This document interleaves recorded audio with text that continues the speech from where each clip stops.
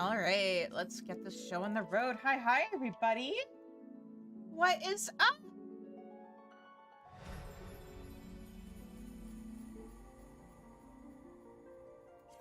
All right. I hope you guys are ready for real quests tonight. And we're starting allied societies. Stretch already? All right. I'm stretching.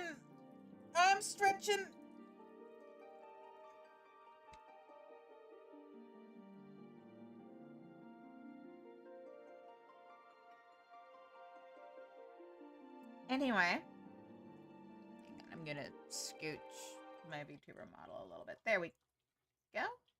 There we go. Alrighty. Also, look it's a place we haven't been in a while. My apartment. Because my character is no longer stuck on the first. That being said, also, I forgot to do, or didn't have time to do the Valention's quests on my main. We may also have a pretty busy stream tonight with everything I want to get done. So, we'll do that next week. The event is going until the 17th. We'll be fine. All right.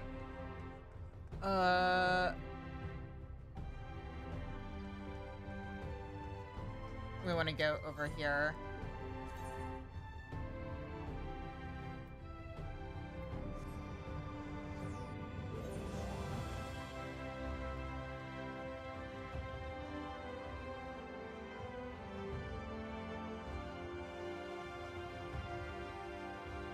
Hey there, Glinard.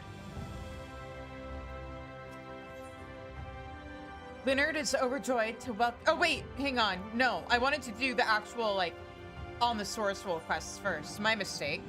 Let's actually save Bard for last. So let's start with Tank. Or Dark Knight, I should say.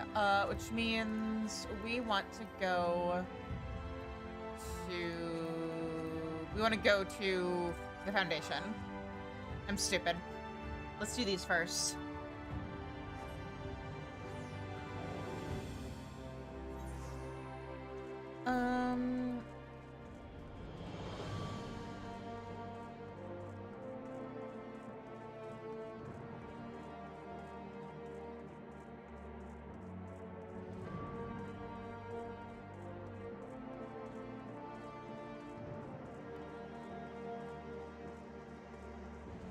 All right.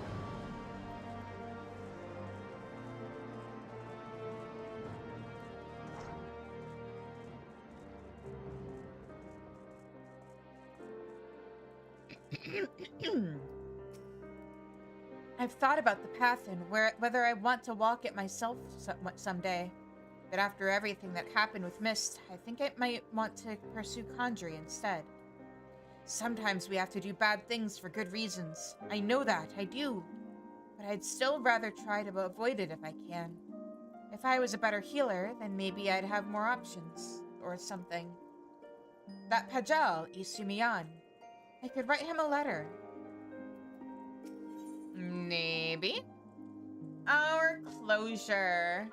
They will tell you you are one and you are two. You can choose. Ah, Shizune. It so happens I have a letter for you. But before we talk about that, mind telling me what you've been getting yourself up to lately? You and your scions, I mean. I have an inkling, perhaps. I went and saved another world, as it happens. Come again? Reflections of the Source? Parallel worlds? Sin Eaters? What in the seven hells are you on about? I thought you said you had an inkling. Oh shit, hang on. Let me fix something with that'll make the stream better. One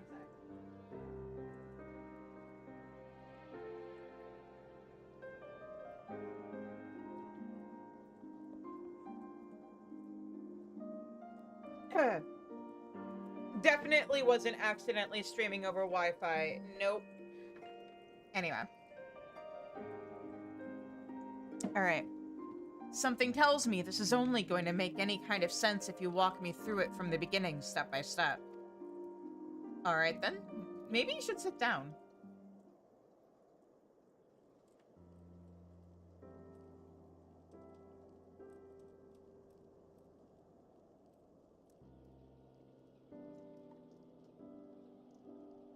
Right then. So to sum up, you were swept up into yet another realm-shaking conflict, were you? Well, of course you were. You've an insatiable hunger for it, don't you? And even when you bite off more than you can chew, you refuse to let go.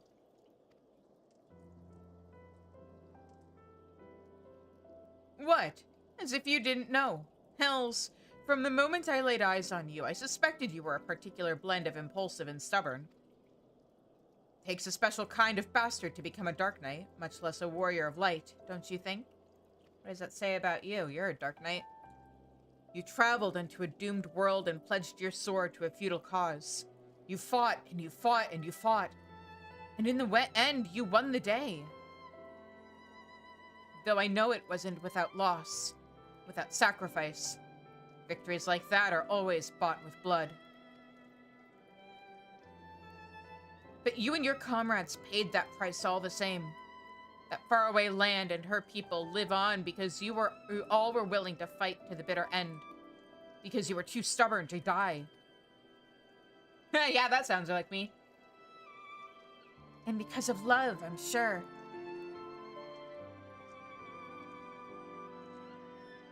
Being grim and dark will only get you so far, don't you remember? It's like the Mughals. Like Sir Oping himself said.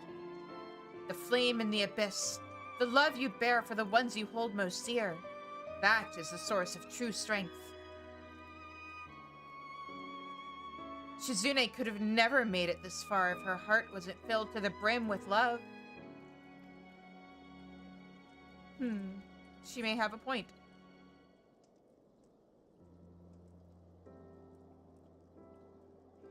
Oh, I'd sooner pose that question to Sid. Oh, that expression, incredible. Let's not say, oh boy, I can speak. Let's not say we did, eh? I'm sure that Thancred fellow you mentioned would provide a far more interesting response. Having to look after the reincarnation of his surrogate daughter is certainly... Though I suppose, on some level, I can relate. What? Oh, she does not... Ooh. I've not once thought of you as my father. Well, no, I mean, you're not even the same race, so of course no one would ever look at us and assume... That's not what she means, you dumbass. What? If you want to put a label on it, then what would you prefer? Master and disciple? Manservant and noblewoman? I think she's in love with you, in which case, ma'am, he's a bit old for you, I think. Hang on.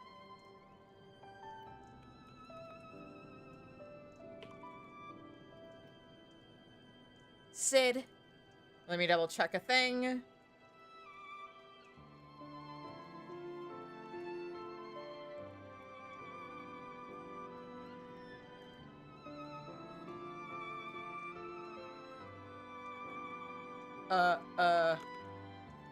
Okay, does not say how old she is. Well,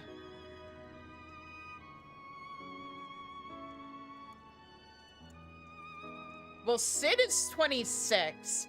So, yeah, ma'am, I'm pretty sure he is too old for you. Sid, how about Chocobo's arse and whatever you damn well like? God, you can be daft sometimes. Hey! What did I tell you about calling me that? Children, am I right? Best we give her a moment to cool out her head. For now, let's talk about that letter I mentioned earlier.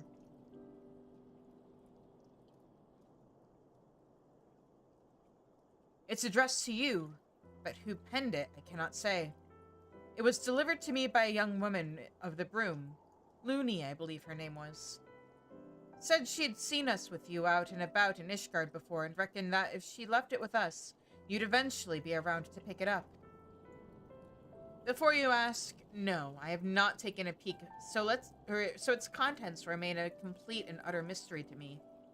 As for the sender, you'll have to pester Looney at the Holy Stables if you want to know more. Now, if you'll excuse me, I have an angry girl to mollify. Good luck!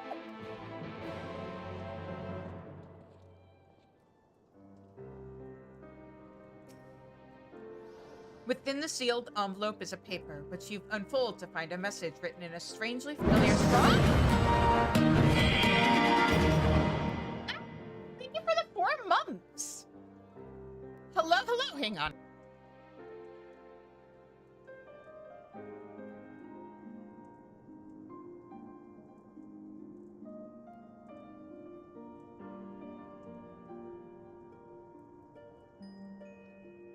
Sorry.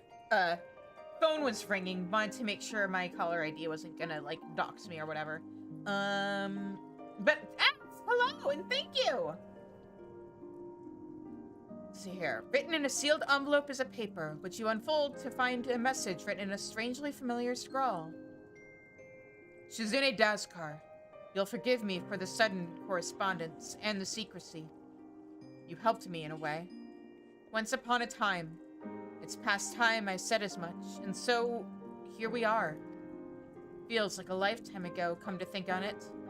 You've been through quite a lot since then, accomplished incredible things. I'd like to think that, in some way, I was a part of your journey. Far from the best, no doubt. But for me and my own journey, I think it's safe to say that you've been... well, there's no suitable words to describe it, really. I've done things. Made decisions. Looking back, I can't help but feel more than a little foolish. But such is life, and we have to seize what few opportunities we have for closure, even if it is through the written word and not face to face. So wherever you are, I hope you're happy. Still fighting, still adventuring, still doing what you love. Be well. The letter appears... the letter bears no signature or any obvious clues as to the author's identity. Perhaps Looney can shed light on this mystery.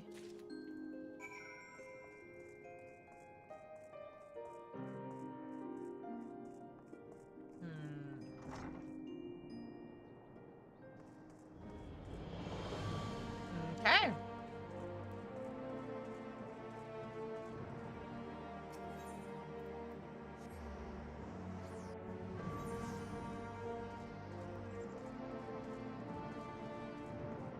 Unfortunately, I was not able to get Black Mage to 80 in time for this stream, but... Tuesday for sure.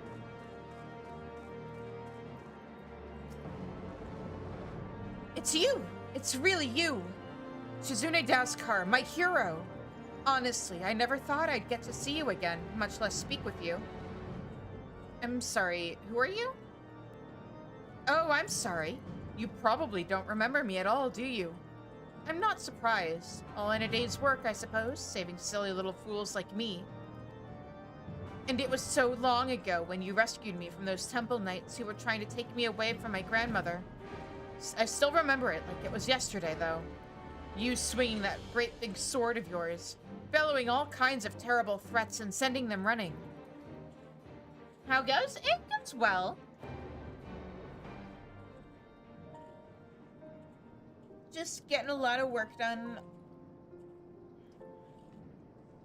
I'm sure some might say you overdid it, but thanks to you, my grandmother and I never heard from that lot again. And ever since Sir Amric and his allies came into power, we've had a lot less of that trouble all over. But let me guess, you didn't come all this way just to see me, did you? So you're leaving everyone at a loss as to who could have penned it. Oh, unsigned letter, yeah. How are you doing today? The letter, huh? I thought so. It wasn't me who wrote it, I can tell you that much. I got it from a knight I befriended after tending, to his chocobo a couple of times. Sir Patronade. He said it was to be delivered to the hero of the Scions, a peerless warrior with 1,000 victories to her name. After he described your features in detail, it all fell into place. And since I was certain you'd eventually pay a visit to your friends, I offered to take it to them.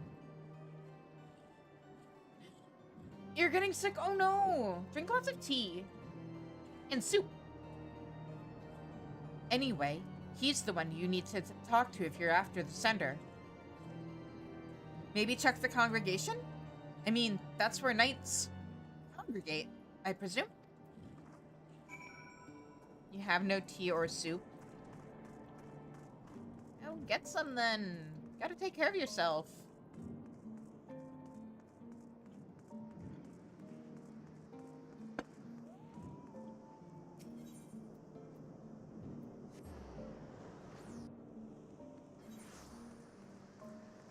But also make sure you get lots of rest.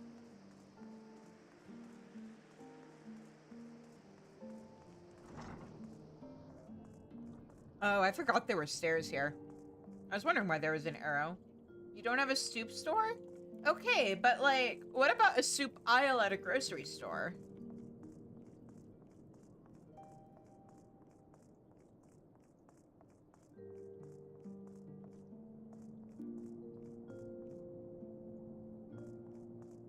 No gay soldiers flirting here? Okay.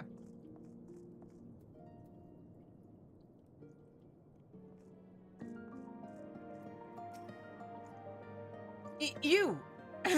How may I be of service to you, Mr. Staskar? Oh there. First of all, ease it with the formalities. It feels weird. Second of all, know anything about this? That is completely valid. The letter! Oh, what a relief it is to see that it arrived unmolested. It was entrusted to me by Orella of Ralgersreach. After the battle at the Gimlet Dark, I saw a few knights there, you see. I can only assume that whoever sent it to the Reach had heard tell of the battle between you and Lord Xenos, and how you had been brought to the barber. However, by the time it arrived, you had long since been spirited away to Ishgard. Had Looney not recognized you from my stories, I do not know how I might have seen it to your hand. Sir, mayhap you should pay a visit to the Reach? I know only what I told you, but surely Orella can tell you more. May the Fury watch over and keep you, friend.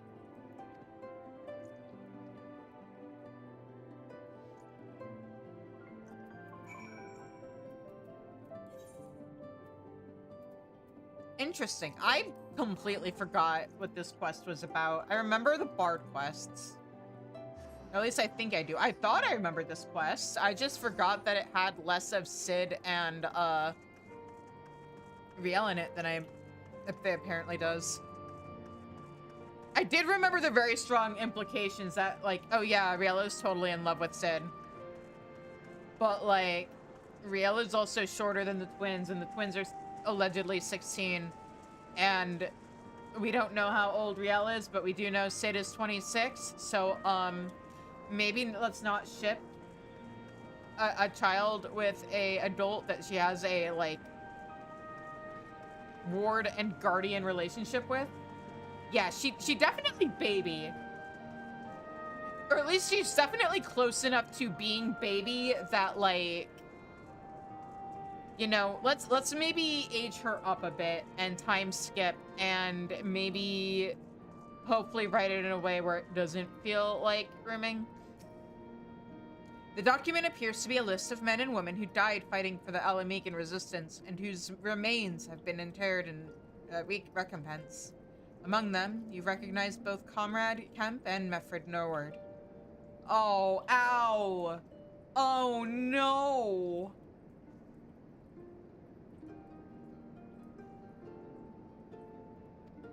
And Galleon. Dear Galleon. But of Hodart, there is no mention. A pleasure to see you. Lost that long-haired boy of yours again? Oh yeah, I forgot that we brought him here. Leaving everyone at a loss as to who could have penned it. Oh, right, I've read this before. This is about the letter, is it? It came with a shipment of supplies from Little Alamigo, as I recall. I can only presume the sender was hoping that Commander Hext would see you, or see it to you personally. But I'm not surprised it escaped her notice, given the chaos at the Gimlet Dark. And after. It found its way into my medical supplies, and as you well know, I decided to let that Ishgardian knight take charge of its delivery. In any event, I advise you to continue your search in Little Alamigo. And if anyone there knows aught of the letter's author, it would be Gundabald. Okay, but like, how does that make sense? They know that Lise is a personal friend of ours. So we're actually, like, why did she not just give it to Lise and be like, hey, this ended up with my shit? Why send it to Ishgard? And once it got to Ishgard, like, they know I'm a ward of House Fortom, right? So why not give it to somebody at House Fortom? Why give it to Sid?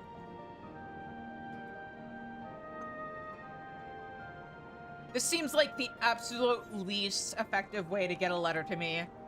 Just send it to fucking Mordona and let Tataru handle it. It's not like they don't know that that's the Scion's headquarters.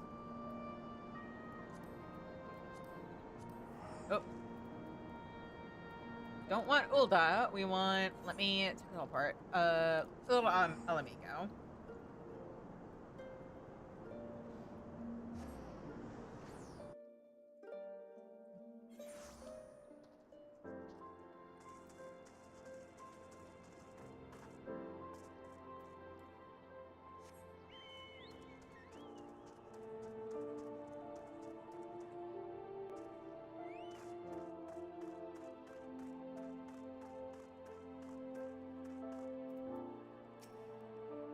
Well met, Shizune. I was not expecting a visit. What brings you to Southern Thanalan this evening? A letter? Apparently? Someone was very bad at contacting me. This letter, you say? And you seek the author? If you read it, then you know their heart. What you meant to them. How you changed their life for the better. It is a feeling I understand all too well, which is why I agreed to send this letter with the supplies for Ralger's reach. Yet you never were one to let a mystery remain unsolved, were you? You seek answers. Closure. I will not deny you this. At the Red Rooster Stead in Lower Lenosha, you will find a man named Goatherd. Speak with him. Perhaps then you will find a measure of peace. Okay, let's evaluate this again, shall we? Somebody in Lower Lenosha wanted to send me a letter. So they sent it to Little Alamigo. Hi, Miko. They sent the letter to Little Alamigo, where it then got sent to the Resistance with the assumption that Lise would, I guess, give the letter to me. Okay, fine. But then somebody in Alamigo decided, instead of making sure that it got to Lise, because oops, she misplaced it, to send it to Ishgard instead. And then the person at Ishgard gave the letter to a Sablehand, who then gave it to Sid, instead of sending it to House Fortom. Why did they not... I know it's for quest reasons, but why did they not just send it to Tataru?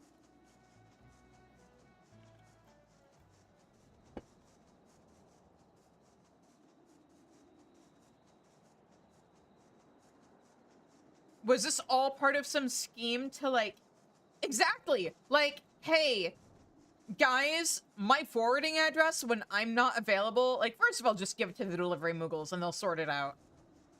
Second of all, if I'm not available at home, Tataru in the Rising Stones is my forwarding address. Please. This is like the worst way to make sure I get a letter.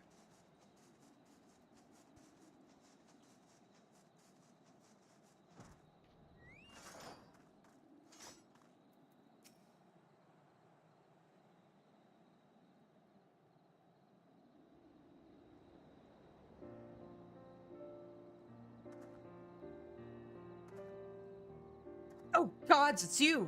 But why? Why are you here? Because I got a letter and it led to you? You really don't remember any of it?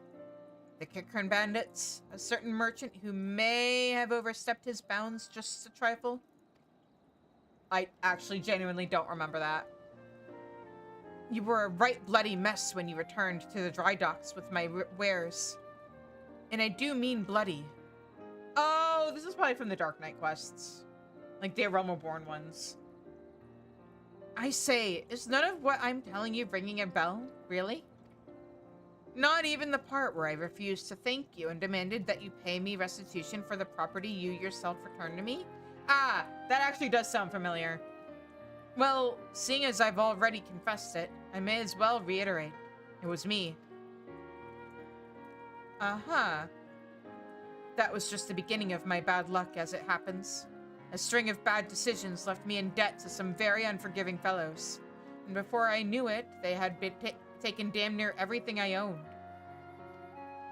I was friendless, penniless, hopeless. And let me tell you, running afoul of the Warrior of Light had not done me any favors either. There was a time when I couldn't help but blame you for all my misfortune. And then, one day, when I was rummaging through my meager possessions, I had an epiphany. I stumbled upon a package from that shipment you recovered for me that ill-fated day. Flower bulbs, stained with Kikrin blood, but viable for cultivation. Still brimming with the potential to grow and thrive. Before I knew it, I was cradling the package to my breast, sobbing and moaning like a mad fool. For a fool is exactly what I had been. I had been offered a kindness without let or lien, and instead of thanking this genius hero who had spat on her face,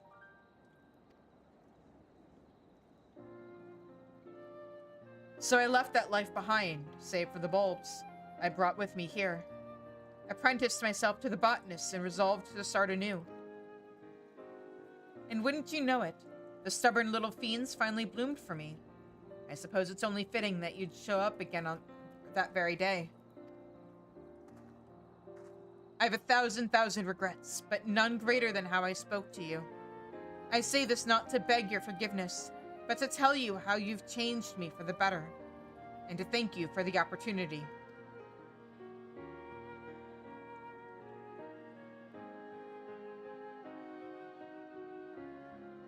I do have one request, if you are amenable to it.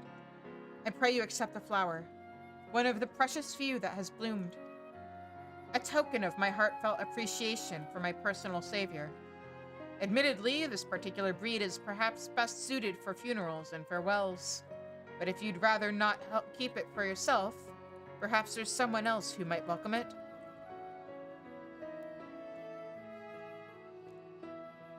Oh.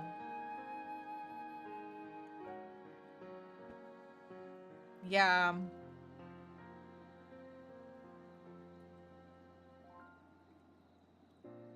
I can think of a couple people.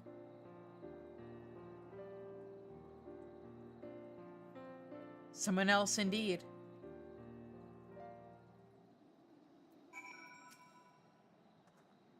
I am so grateful that I finally had the chance to apologize to you.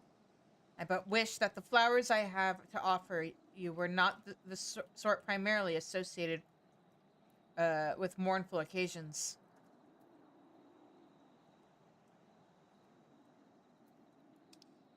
Okay. Come on, Ardbert. Time to introduce you to another one of the voices in my head.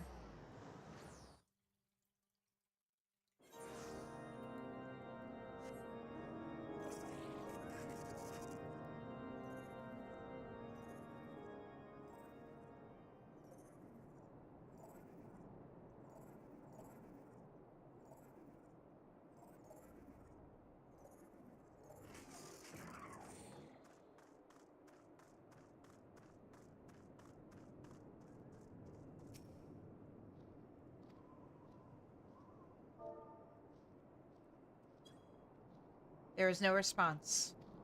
Yet there can be no answer but this, can there? So let us wait for a time, you and I, in the cold and in the snow, in the dark.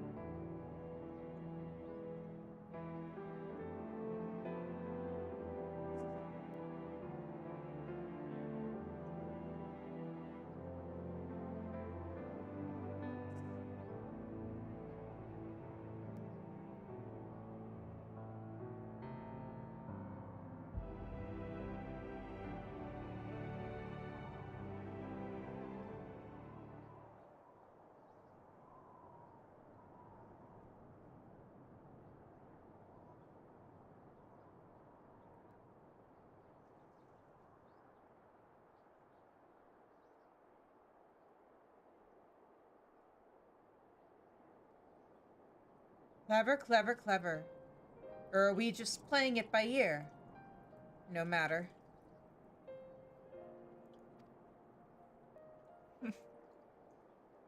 I wanted this once. More than anything. A chance to speak and be heard. But neither of us needs it anymore. And if we were to look deep within ourselves, we would realize that we never did.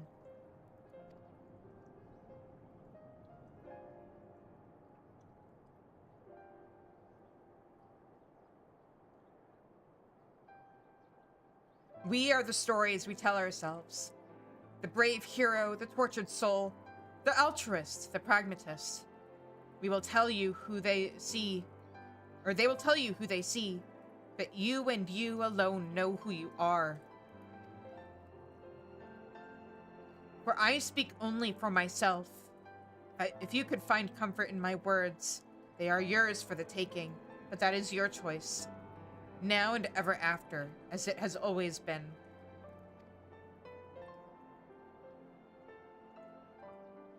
Now comes your part, to cloak yourself in the fiction, to breathe life into the dead, to give a voice to the voiceless.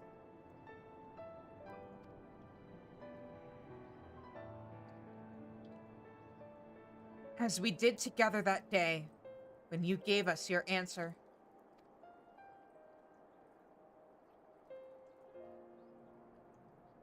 What is it? Was it ever mine?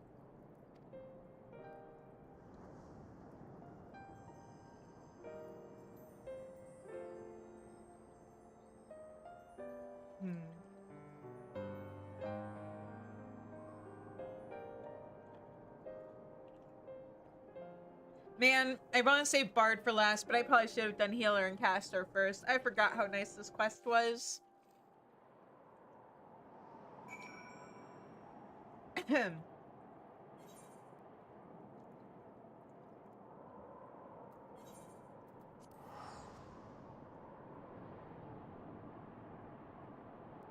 That may have gotten me a smidge weepy.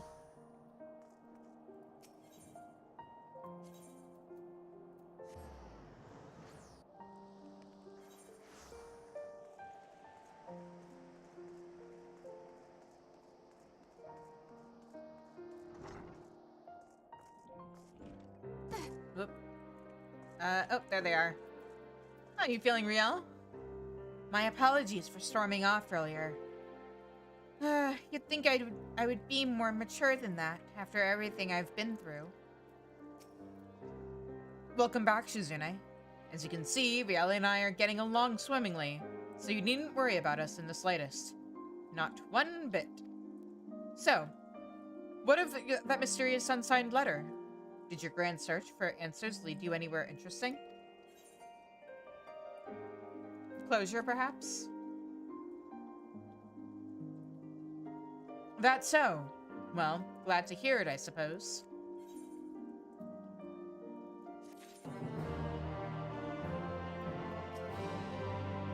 I'll stop calling Sid a Chocobo's arse when he stops thinking of me as a stupid little girl. Gods, you'd think that after everything we've been through, he'd give me a little more credit. It's because I'm so bloody short. I'm due for a growth spurt, but I don't know if I'll ever be as tall as he is. Oh, she's due for a growth spurt. I wonder, does she mean her first growth spurt, or is she a very, very, very short, like, 19 to 20-year-old? Because that does change things.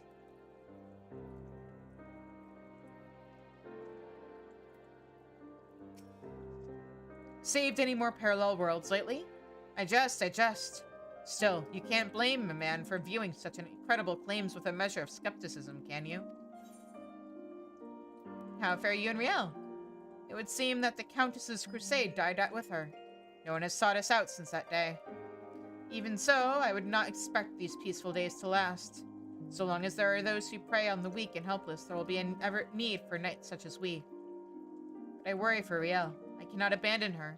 Yet I would not have her be a party to what will come. Am I poking him about that? Her? Walk the path? But she's just a... Uh-huh. Her life is her own to make with it what she will. If that is her desire, then we shall discuss it.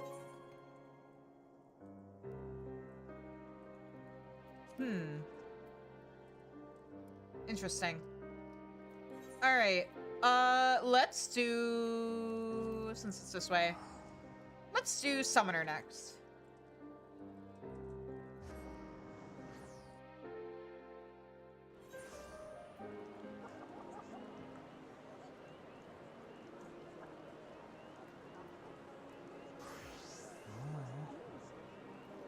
Actually, let's pick Summoner first, because I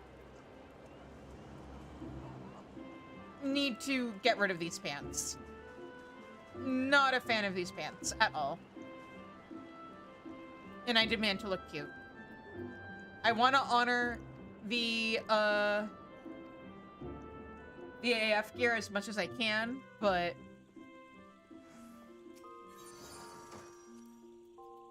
there are limits to that. Yes? Oh, in that case. Well, no, actually, that's good. Does that look okay with those boots? Or no, I don't like those shoes.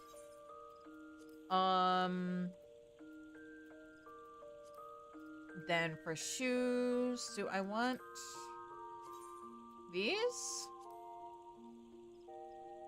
It's a possibility. I can always tie the laces on that, but I don't like that as much. What about... Hang on. I need to find a plate I don't mind fucking with. I guess we can fuck around with this one. I just need to take a look at... Oh, wait. Gear, need to look at shoes. Oh, wait, I forgot. Summoner boots. Ugly also.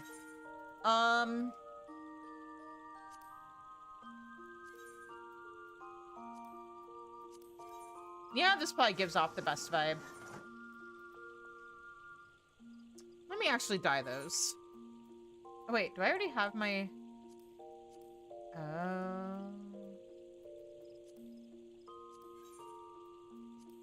Much better. Yes, I have eaten. I do make sure to eat before stream when I can help it. I had hot dogs.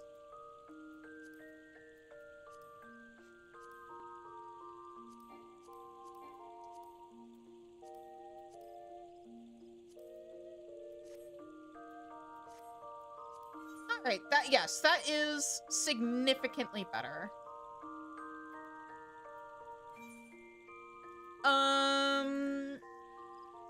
What am I doing? I want to go back out now.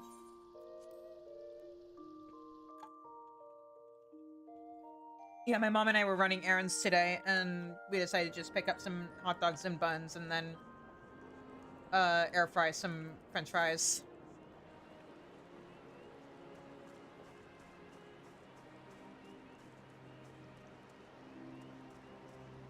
This jacket is actually really cute. I just need to get my hands on the dialable version at some point.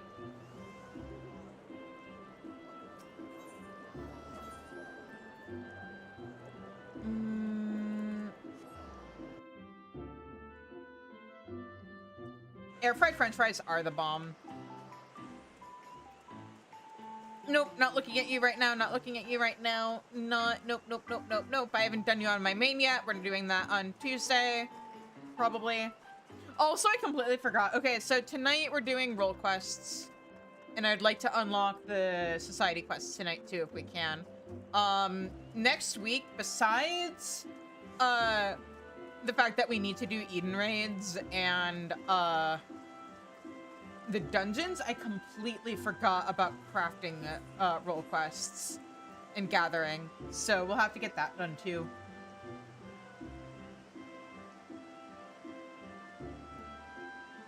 I'm hydrating. And I'm taking a stretchy and checking my posture. Thank you.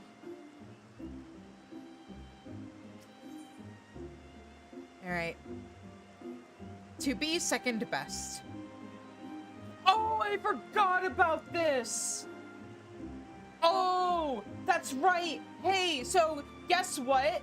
This actually references back to one of the side stories, one of the ones that's on the lodestone.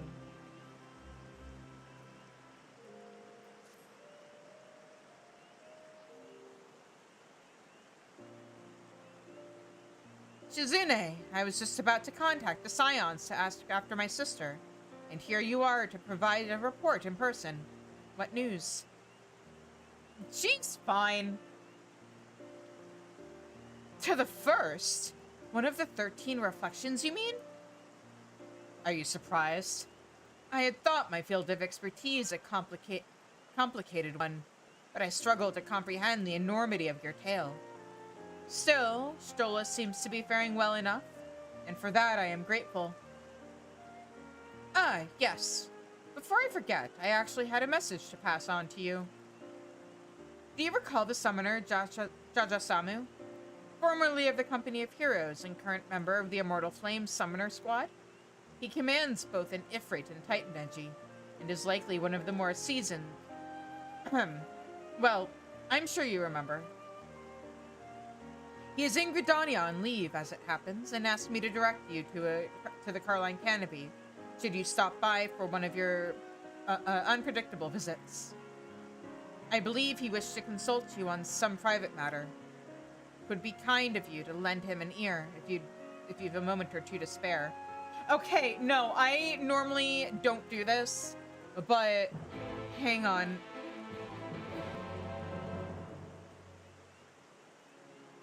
Hey, so time for Shizu to read a story to you guys.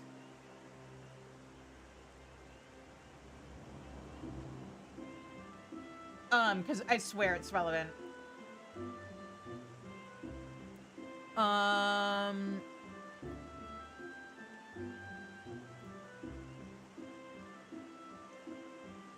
No, not that. Oh, no, not this one. Was it a Stormblood quest? This is about Thancred. This one is about Estinian.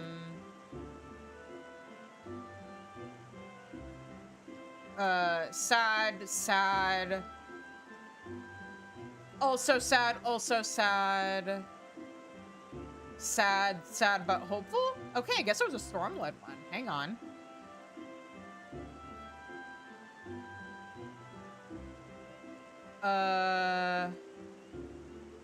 Then I want...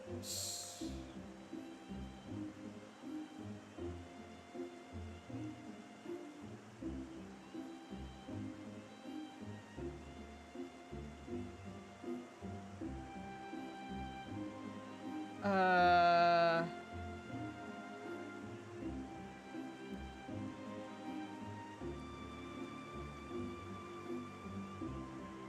No. No.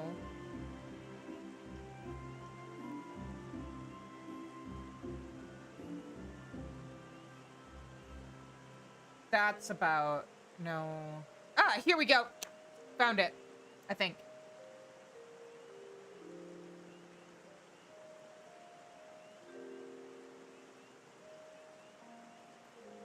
Yep. Okay, so this is from Tales from the Storm. It's the second to last one that they released for Stormblood. It's called The First Step. The mood in the Flames' carriage was worthy of a wake. While pretending to gaze out at the parched landscape of southern Thanalan, the youth tried in vain to think of something to say. Across from him sat the Grand Company's recently formed summoner squad, the doughy souls charged with combating primal threats, none of whom had said a word since their departure. Silently, he rehearsed an opening line. So, you lot brave or stupid or both? Although he and his had been dispatched to render an aid in this mission, they had yet to establish a rapport with the soldiers, and he was determined to break the ice. My name's Arnvald. Arnvald Lentinus, he eventually managed. And when no response was forthcoming, he added, So, you lot fight primals then? At this, the Lullafellan summoner sitting opposite him shrugged wordlessly. Why do I bother? But then the woman next to him took pity and replied, As often as circumstances warrant, I suppose. Crispin and I have battled Ifrit 4 times now, she said, gesturing at the third summoner, who gamely accepted the conversational baton. Though our experience pales in comparison to the lieutenant's, Jajasamu is formerly of the Company of Heroes. He faced the Lord of Crags and lived. Ah, so he's a dab hand, the lieutenant glanced at him briefly before looking away again, indifferent. Probably wondering why you're riding with a pair of young nobodies. Veterans, then. That's a relief. I'll try not to get underfoot. As soon as the words had left his mouth, he regretted playing the part. And let your useless bloody whelps. If you value your life, you'll do 2 things. Watch and learn, Jajasamu snapped, before resuming his pre-battle ritual of ignoring one and all. So that's the way it's going to be, eh? Arnvald stifled a sigh and forced a smile as he glanced sidelong at his fellow whelp, praying to the 12 that she wouldn't make matters worse. But if the lieutenant's words had struck a nerve, she didn't show it. Her eyes were closed, her face devoid of all tension, the very picture of serenity, the calm before the storm. Maybe the 2 of them have the right of it. Accepting defeat, Arnvald abandoned his brilliant plan to befriend the squad before the battle, and instead cast his mind back to the circumstances that had led him to share a carriage with the summoners and Fordola Lupus.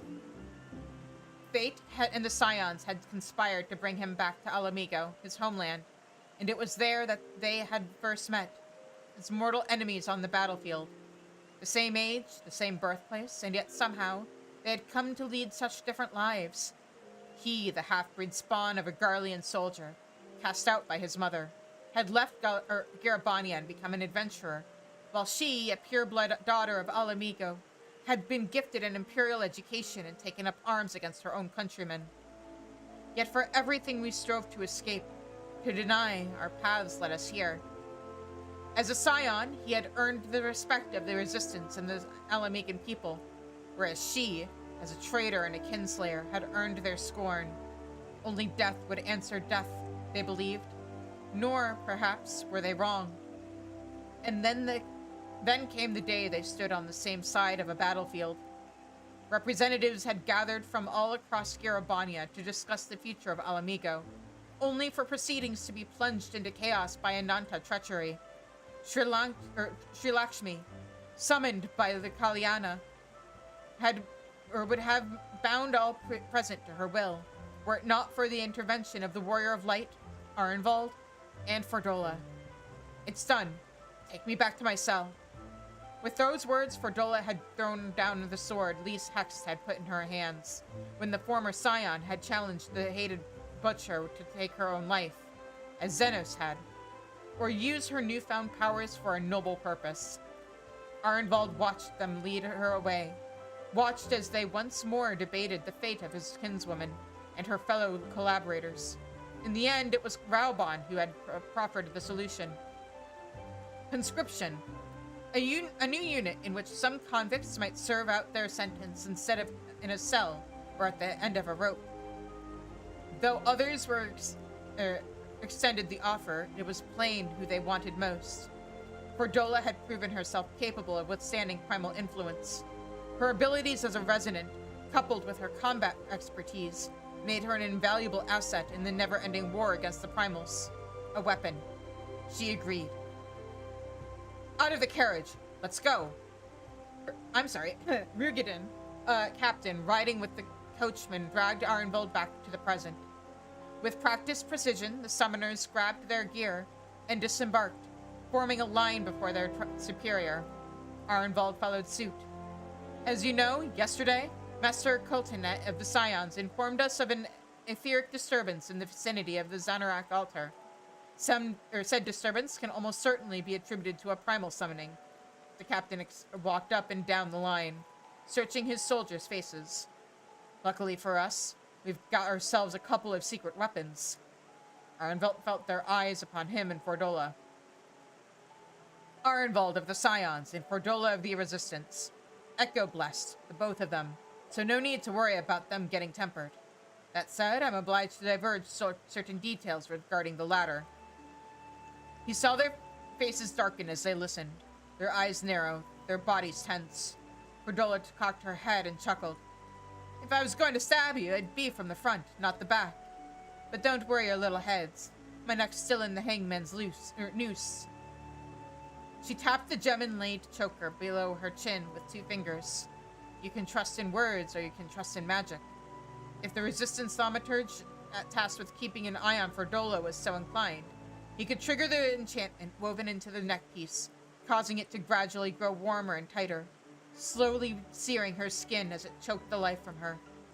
Rather you than me, a proper hang and snap your neck, at least. The captain cleared his throat and continued. Given their talents, we'll have them hold Ifrit at bay while the summoner squad engages at range with Edgy and magics. You'll have healers as support, as well as the girl's minder. I'll be directing the divisionary maneuvers to the south. Any questions? Right then. They left the Forgotten Springs en masse and ventured a few malms east to the Sagoli before Captain Wolf and his contingent peeled off to lay siege to a nearby Amaljic encampment, providing the summoner squad with the distraction they needed to head north towards the Xanarak altar undetected. Arenvald led the way through a narrow canyon, clinging to the shadows some 50 yalms ahead of the party. Spying an oblivious sentry, he gestured for his comrades to stop and slowly drew his dagger. Let's see if I can finish this before the ad happens. That's possible. Wiping the blade clean, he Wiping the blade clean, he looked back and signaled the others to join him. As one, they continued north towards the altar, where they found, as they had feared, a ring of flame, and the Lord of the Inferno waiting at its heart. Even in the aftermath, he struggled to remember the fight. The Primal had been summoned with a token quantity of crystals, and Arenvald had not felt a fraction as hard-pressed as he had during the battle with Sherlakshmi. The summoners and healers had all performed admirably. A victory won on the training ground, not the battlefield. We're finished here. All units withdraw. At Captain Wolf's command, they set out to return the way they had come. Advance no further. Arenvald was already diving the moment he heard the scream. Peering out from the cover, he saw a figure in the dirt, clutching an arrow in his gut, its black iron point protruding obscenely from his back. Amalja. Stay put and stay quiet. Leave the fighting to me, me and Ollie. Enemy archers, West Ridge. Get behind those rocks. Arenvald closed his eyes, took a breath, and counted to 4. Shafts were raining down all around them now, Raising his shield, he broke and ran towards the summoners to keep or help defend their retreat, and passed Fordola sprinting in the opposite direction, sword flashing as she danced through a hail of arrows. I knew it! I knew she'd run! Judge Samu bellowed with a hint of triumph.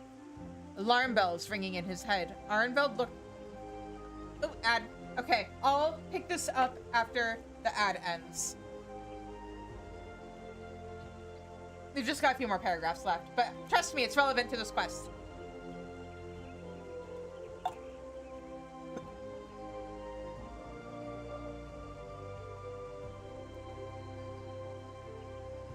But yeah. It's been a day. Not a bad day, just when it was getting good, yeah.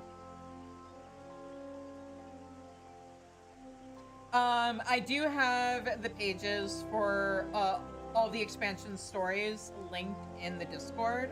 Oh, I should probably update that to include the link for because they did start adding stuff for Dawn Trail. It used to be that they released these on the game's anniversary, but I guess they decided to link it with the release, like either with the holidays or the anniversary of Endwalker. I'm not sure.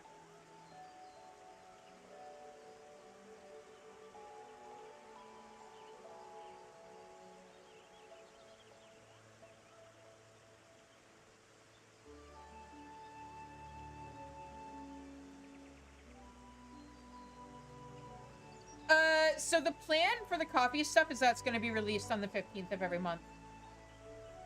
I'm working on this month's chapter right now.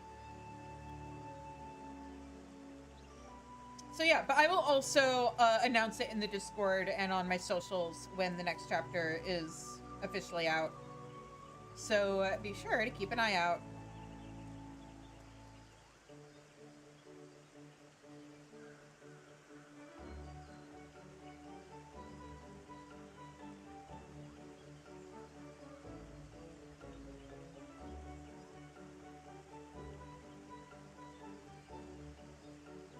But yeah, I'm messing around with a fun sort of theme to it, which is how to write, especially a magical girl themed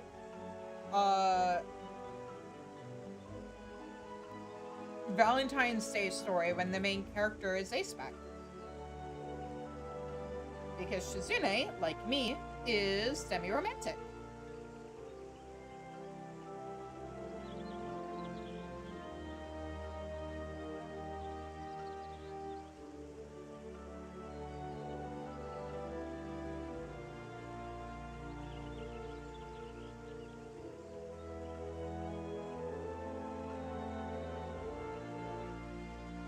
And I'm a big fan of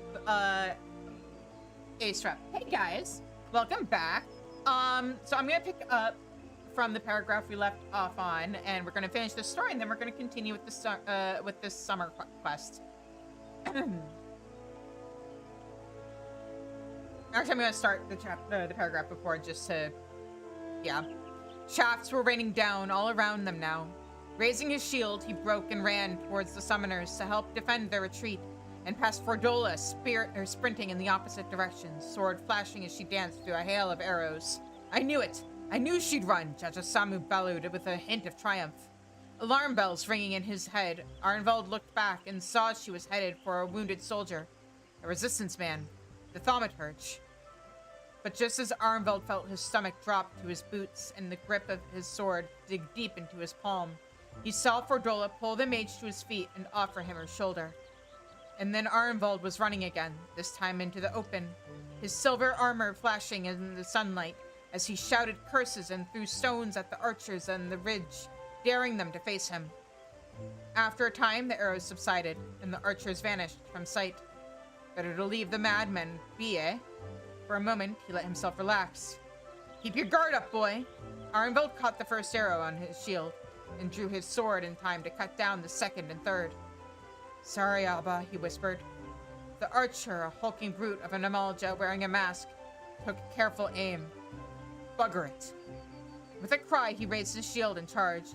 closing the gap and driving his full weight into his ill-prepared foe. As the archer staggered backward, Arnvald raised his sword and brought it down, cleaving his enemy's bow in two as he raised it in a vain attempt to ward off the blow. The Amalja crumbled to the earth, and the surrounding sand grew dark and wet. The silence was deafening, and Arnvald knew the champion's comrades had been watching. Bloody hells, that was the stupidest display of heroism I've seen in years. And they wonder why I hate the young ones. Muttering under his breath, the summoners bade his familiar return to him. As the floating mass of rock passed Arnvald, he saw the masked Amalja's final arrow had lodged squarely in its breast. The mood in the flames' carriage was worthy of a name-day feast. The summoners all smiles as they chatted amongst themselves and even laughed at some of Arnvald's jokes. Fordola sat apart from it all, elbows on knees, head bowed, though the scion thought he spied Jajasamu giving her an appraising look. Before they had set out, Arnvald had been with her when the thaumaturge wandered over. She had been kneeling in the sand, packing up her gear when he asked why she had risked her life to save his. Little girls need their fathers, was all she said, before tightening a final strap and boarding the carriage. The man had turned to him, then, his face a picture of perplexity. I never said anything about having a daughter.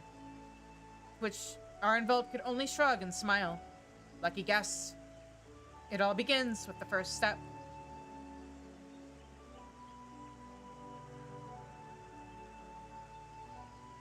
And that is the end of that story.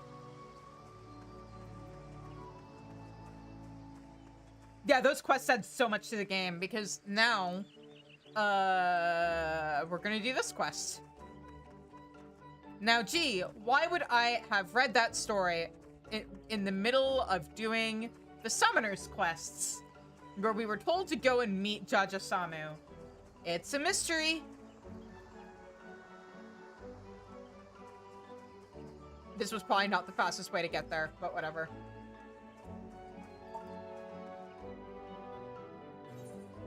Yeah, the stories are super good. It's super worth going to the website and reading them all. Because I'm a silly streamer who can tell what I'll do next. Who knows? Ooh! Should I make that the sub goal for this month? Because I kind of want to do, like, monthly sub goals to keep my sub numbers up.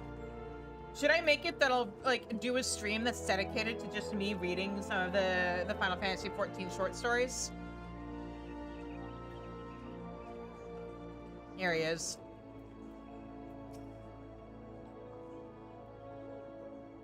Bloody hells, I was just thinking about ya, and there you are. Yamitra had a word on me behalf, I take it. Well, let's not stand on ceremony. Alright.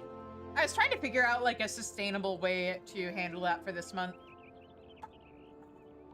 I can't always make it, oh yeah, I'll do a mind trial or something. I'll not mince words with you. I need some advice concerning summoners and mortal combat. They tell me you have a special nature, what prevents primals from enthralling your mind. So what I want to know is, what's your thinking on being sent out to the front lines every time a beast tribe scrapes together a pile of crystals?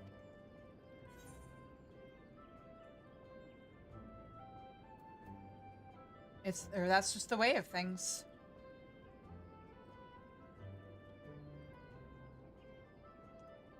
Such is your fate, you mean?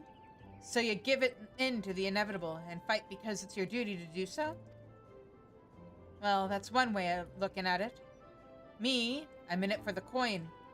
Have been ever since I sold me spells with the Company of Heroes. Most of the soldiers I march with ain't much different. We're happy to put our lives on the line as long as there's a purse waiting for us at the end of the day. The pair that joined in on our last skirmish, though. Now there's a whole nother story.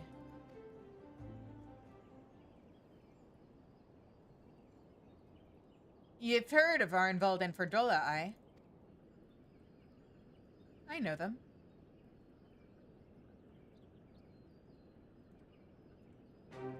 The lad's one of the scions, same as you. No mystery there. As for the lass, she's a bit more complicated. Former officer in the Imperial Army, captured by the Resistance and steps away from the noose. Fighting for El Amigo as a conscript now, which is the only reason she's still breathing.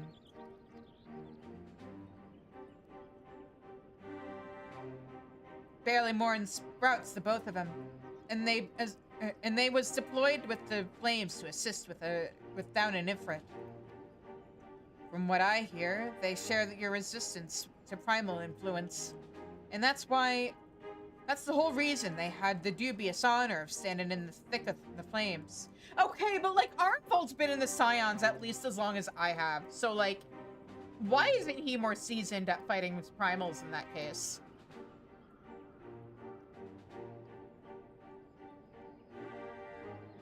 Meanwhile, me and me fellow summoners was cowering in the shadows, sending out our edgy to support these youngsters, what would have seen less than 40 summers between them. Can't say I cared much for the experience. It bothered me to think they was being made to fight a battle that weren't theirs, just because of who they are. I don't know, because like the thing is, I get there first because I got sent there by Minfilia and the others, and Arnvold's just kind of there getting excited about getting his first mission. I feel like he should have been more of a main character in A Realm Reborn, honestly. Or not main character, but like he should have been more involved in that case.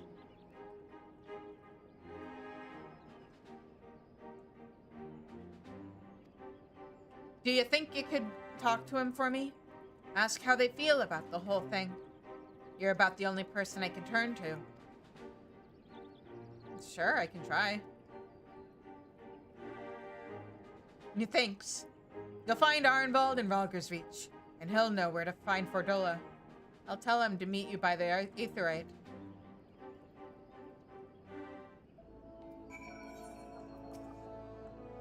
Arnvold was in Ralger's Reach last I heard.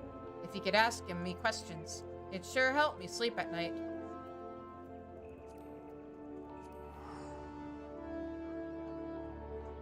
He does deserve better. He deserves better than what happened to him at the end of this expansion, that's for sure. I hope he comes back. I hope they didn't just like straight up write him out of the story.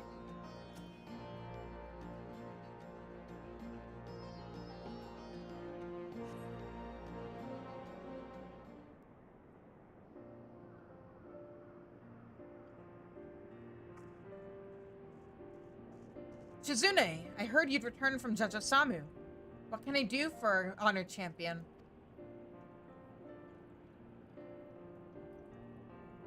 Jajasamu said that? Aye, we joined them against Ifrit, but I'd thought him more annoyed by our presence and concerned for our well-being.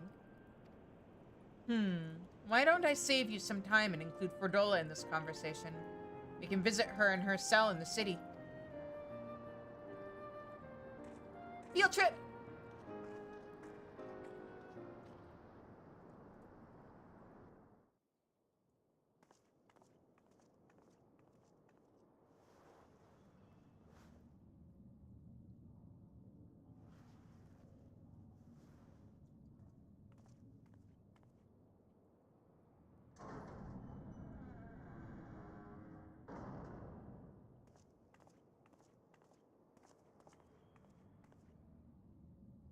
Good day to you, Fordola.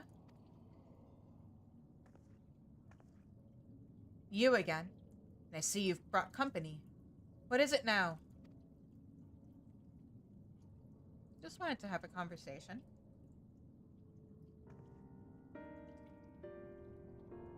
My thoughts on fighting primals? Is that what you came all the way here to ask me about? I fight because I like the idea that I can help others. The feeling that my presence is needed. Not hard to explain considering my own mother, how my own mother decided she didn't want me around. And then there was that nightmare at the Waking Sands. Abba and Auli gave their lives to save mine, and I strive to be the sort of man whose life was worth saving. How very honorable. but no such lofty goals or ideals rule my actions. My own will doesn't come into it. Fighting was part of the deal when they conscripted me with the other convicts. I follow orders and I get to live. And if I died on the battlefield, no one would shed a tear. Don't say that!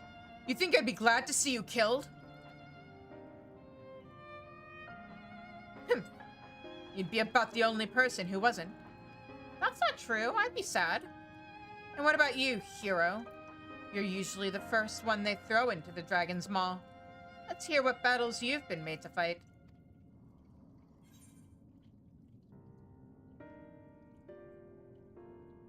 Ooh.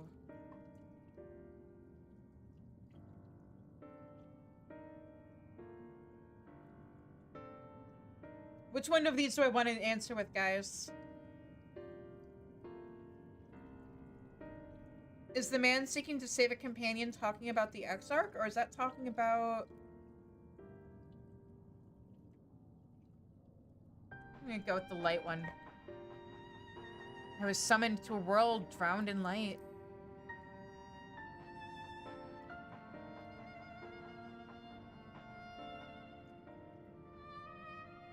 You journey to another star to bring back the darkness?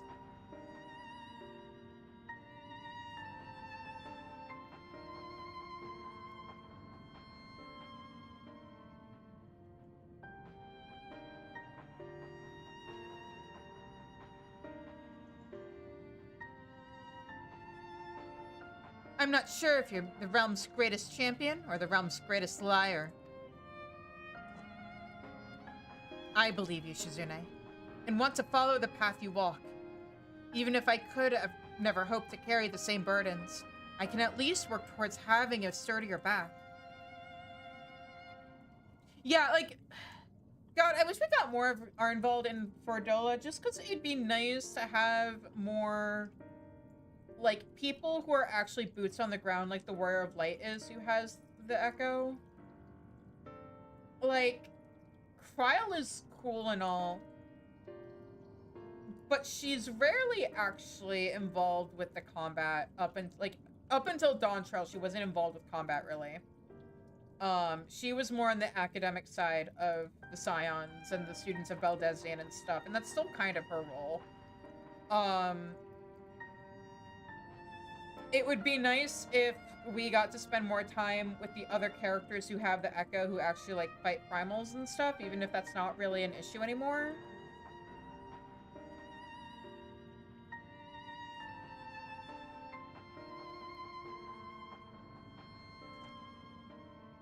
Speaking of burdens, I know a little something about that, you know a little something about that, don't you, Fordola? You weren't fighting for yourself, after all, but for your comrades.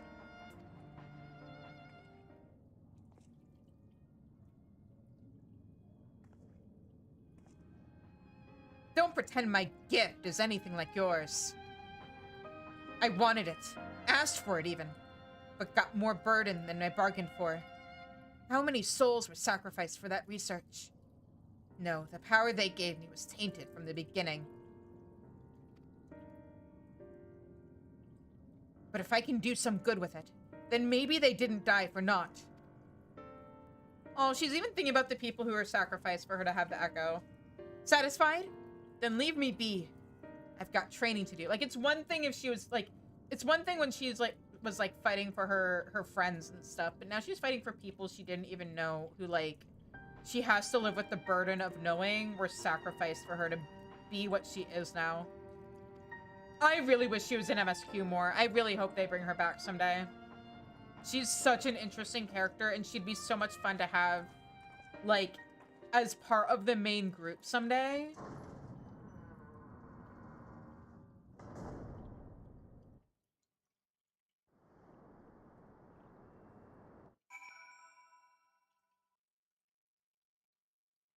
It's what I was hoping was going to happen. I thought she was going to disappear for an expansion or two and then be brought back as, like, part of the main crew as, like, one of those reformed characters. Because, like, those are my fucking favorite types of characters. The ones that start off evil and then, like, they realize, like, you realize they're sympathetic and that they can be reformed and they actually turn their lives around. If you're waiting for the lad in silver armor, he should be out of there soon.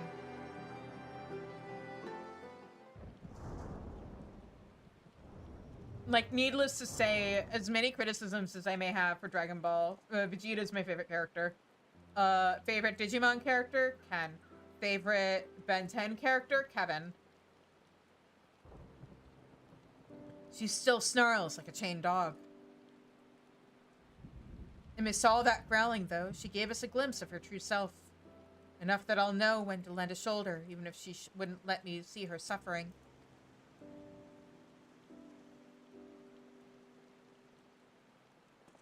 No, don't be getting the wrong idea. Same age, same homeland. I can't help but care a little bit about what happens to her.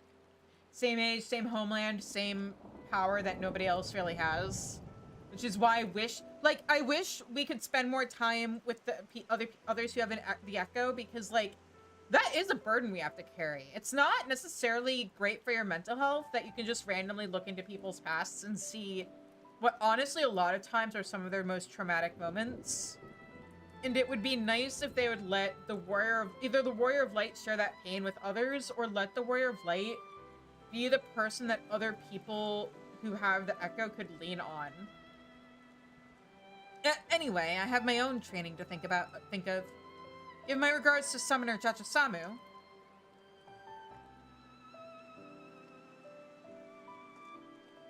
Yeah, I mean, Vegeta basically goes from guy who genocides a planet with the flick of his finger in the anime to being the best dad in the series.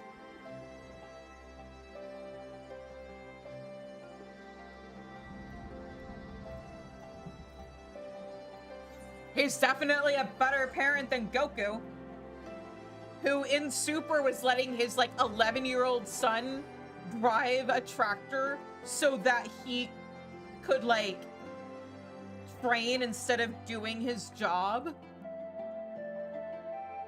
I have criticism about the writing in Dragon Ball, to be transparent. I want to do a video someday that is I can write it better about how I would have written Dragon Ball. Also, my head is blocking chat. Hang on. Where's chat? Here we go. Oh, nope. Which chat? I'm gonna move you guys over. Here we go. Or should I just put you up there? Maybe I should just put you up there. There.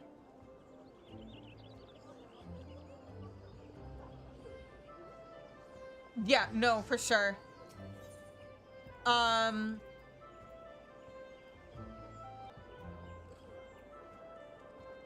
Kevin, or at least, like, the way they, like, altered his character in Alien Force is also really interesting in Ben 10.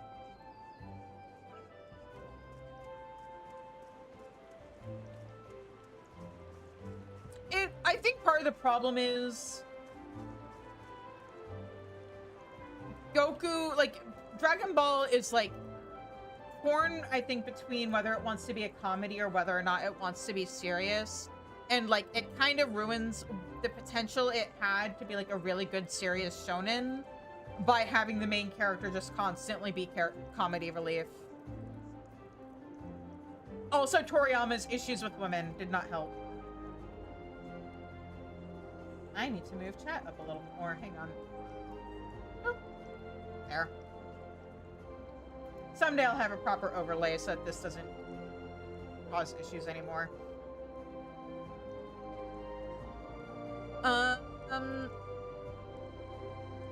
There.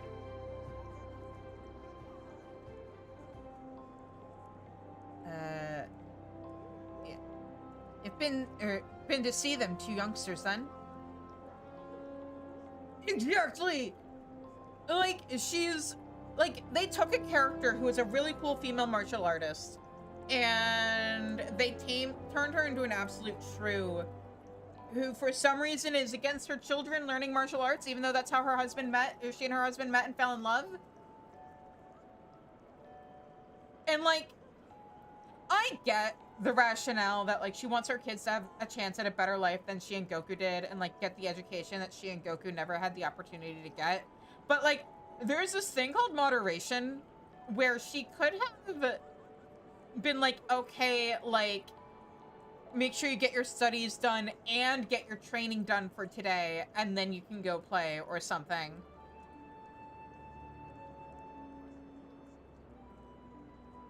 Like, I could get if she had been a normal civilian, being freaked out by...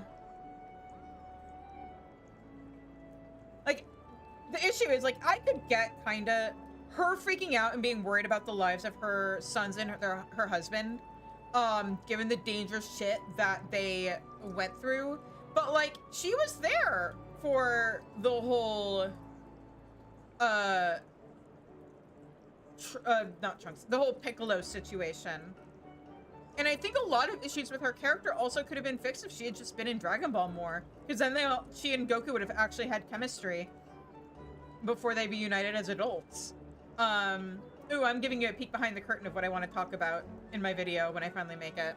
But, like, imagine if her solution, instead of, oh my god, my children and my husband are putting themselves in danger, was, instead of, no, they're not allowed to, if it had been, you're not going into this fucking battle without me. And maybe since he's not using it anymore and the kids don't need it, and she, like, was able to use it when they were young, she could have, like, inherited Goku's, Cloud and Pole. The staff. Not, yeah, the Cloud, yeah, Nimbus. If, like, she could have either, like, it's, setting aside the fact that, like, hey, maybe they should have had her been able to use Ki the way the other Z fighters could, and she could also fly, and therefore wouldn't need Nimbus either. But, like, have her do cool shit like the others could.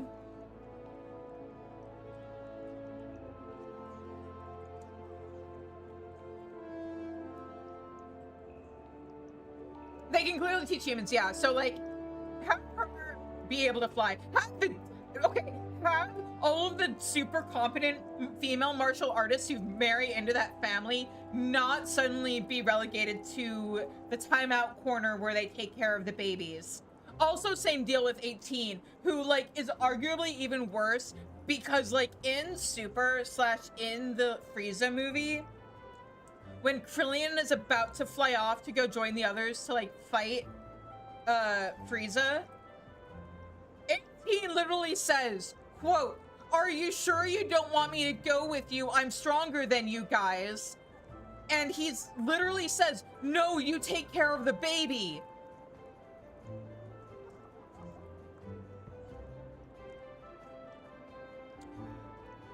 A genocidal maniac alien dude is about to invade the planet, and Krillin is more concerned about his super powerful wife that is stronger than him and all of his friends staying behind to look after their baby.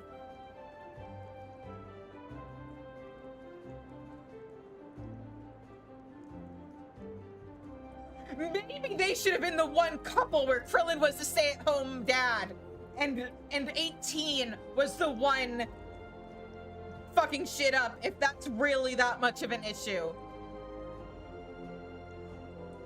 Or, you know, their kid is about the same age as the other kids that also were not supposed to be there. They could have just had, like, Bulma or her parents look after the kids, all of them, so that all the martial arts characters could show up to fight. Have them run a Z Fighters baby daycare or something.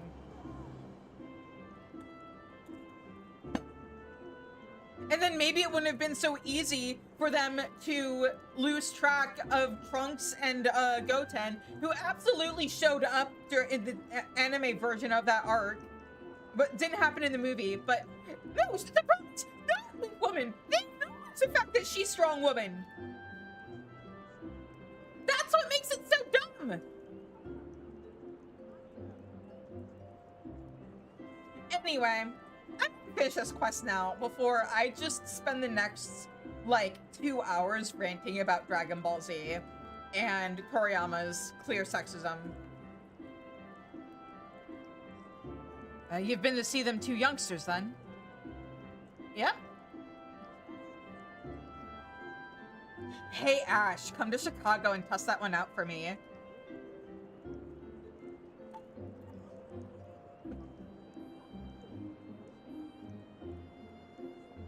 Huh. So that's the way of it, eh? Well, I shouldn't be surprised considering the example they've been given to follow. And now that I know how they've approached these fights, I can adjust my own tactics accordingly. One's passionate, and the other's reckless, so they'll both need some watchful support. Maybe, if you test me.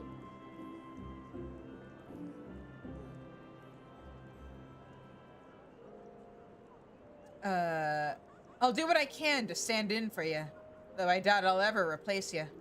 Aye, they'll call me the second best summoner in Eorzea. How's that for humble? Right. I think it's just past time I was on me way. Give me best to you meet, Trishizune. And thanks for humoring me requests.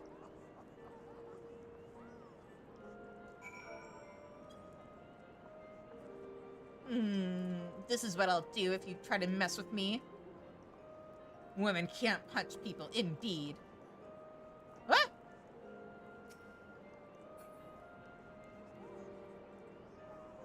Huh?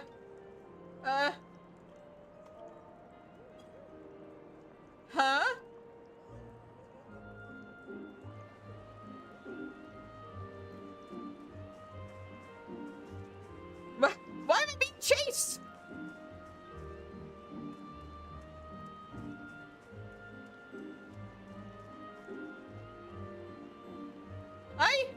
Did they think I was emoting at them? I'm sorry if they did. I did. I'm so pissed at you, Ash.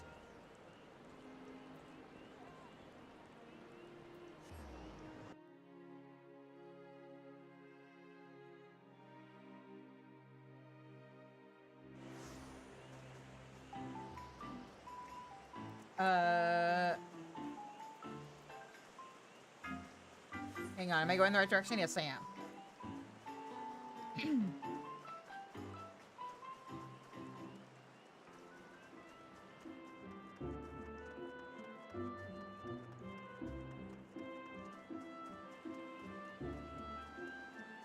Anyway, the fact I have literally ranted for over an hour before about like my hang-ups with Dragon Ball, so I could easily make a video out of it.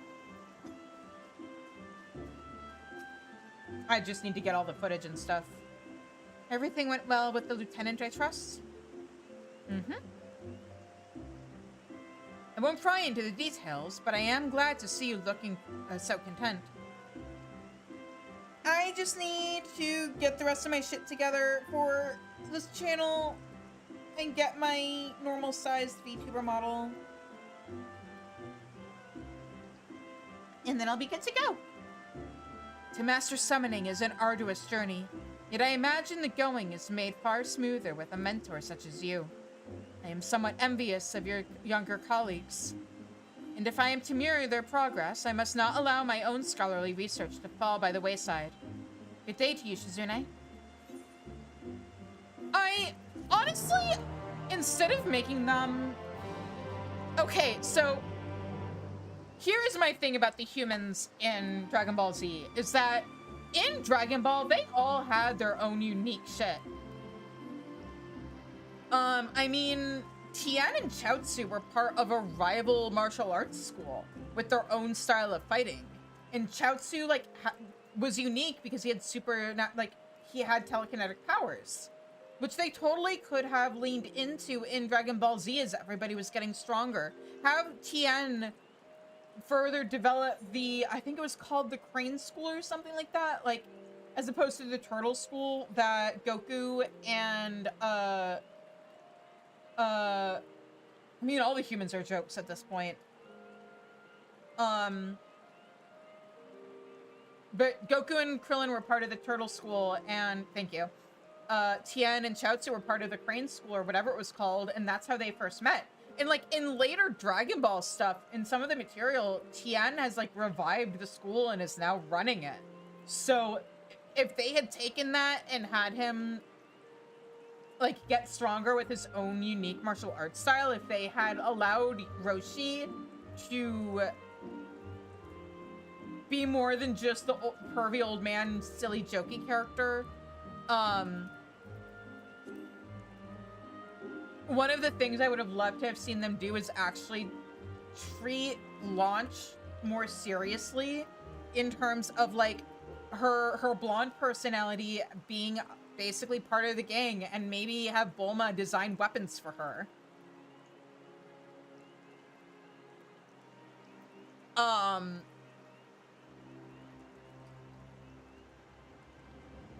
I need to go to Limsa.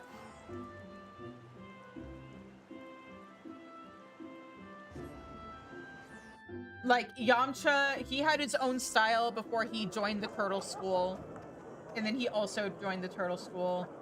I mean, the issue with Launch, besides, like, how she was introduced, was, Toriyama literally forgot about her.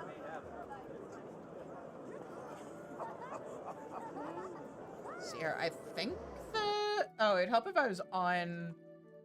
Oh, wait a minute, I'm stupid. No, wait, I wanted to do Scholar. I'm not stupid. I was like, why did it come to the warrior place? Because I'm not, because this. Wait, are these? Hang on. Oh, that's actually kind of cute. See, Skull always gets really ugly. I mean, these shoes aren't so bad. Kinda. I wish I could just have the boot part. But, like, they always get really ugly tops, except for, like, this expansion, Dawn Trail. But, like, they always get really cute skirts. I can do some fun shit with this.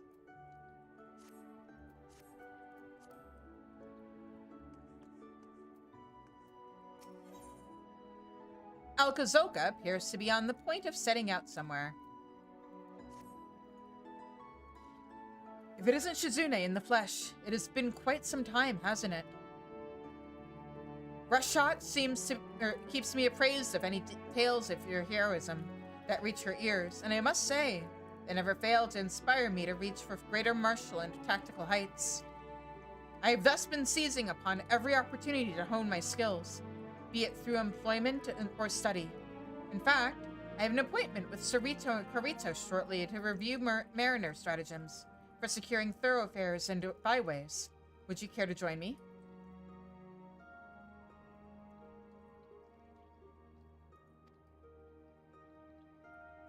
Excellent. It will be a pleasure to train alongside you again. I shall meet you at Camp Bronze Lake. Sarito Carito awaits us there.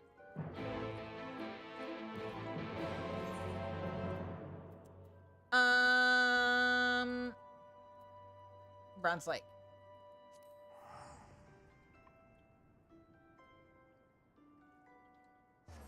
Hydrate, okay.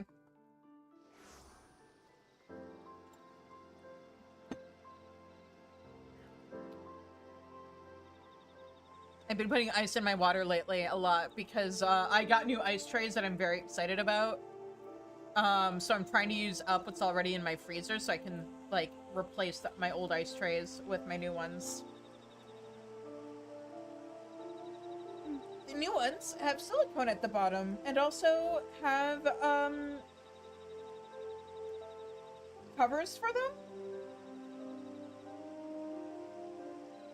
Which, like, the potential of something getting into my ice isn't quite as high as with my mom's freezer downstairs, where, like, oops, herbs or something might accidentally fall into the ice trays. But, I have had issues with my old ice trays where, like, I stack them, and whichever ice tray is at the bottom ends up with, like, these weird divots, and the ice ends up all weird. But yeah. They have some really neat ice trays at Target. And I'm very excited about them. Because that's what adults get excited about, by the way, in case anybody wasn't aware. This is just like old times, isn't it? Yeah, things adults get excited about. Really cool ice trays. Getting a new water fountain for your cats because the old one got a chip in it. It's a very pretty fountain. I'm very happy with it. My, what a pleasant surprise. I was unaware that you would be joining us today. Heavens, is that Shizune's spot?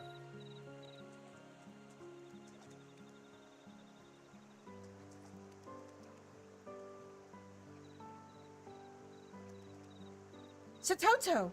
A true pleasure to see you. Have you come for the exercises as well? Of course. It may have been well over a millennium ago that I began my studies, but I am still a student with much to learn. Though I am somewhat hampered by the small matter that is my inability to summon a fairy, whilst trapped in this grotesque form. You are hardly grotesque, my lady, and I'm confident that there is some way you might once again call forth a fairy. We need only find a way to tap the royal marine spirit within you. Come hells or high water. Let us hope you are right. Exactly. Poppy aren't ugly, they're cute. Doubt not that he is. But first, given how rare this opportunity is, might I suggest that we begin by asking Shizune to regale us with tales of her recent endeavors? There is much we might learn from them. Alright. Oh no, whose story do I tell? I think Lamit's journey might actually be more relevant to them. How dare they make this decision difficult? I'm going with Lamit. Because I think they genuinely would be more interested in that. Also, hang on, I'm gonna... There we go. Lamit, and then Giant. I'm so proud of them. Lamit strived to save her sister, no matter what it cost her. It reminds me of my father. I can scarce believe you traveled to another world entirely. Were it anyone else, I would doubt the veracity of their words. But I can only envy you. You must have gained much insight into the nature of our own star. The concept of Stoneblight fascinates me. Highly contagious, transforms the body. I cannot but draw parallels between it and the Nemean plague.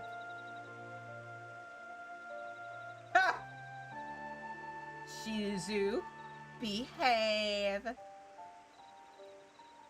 What were you able to discern about the magic utilized in curing it? Was I able to... I guess I did kind of see it in the echo. Perhaps the application of a high concentration of ether. But how? Might crystals serve to amplify? Assuming so... Oh! Is that what you're suggesting, Ash? Just...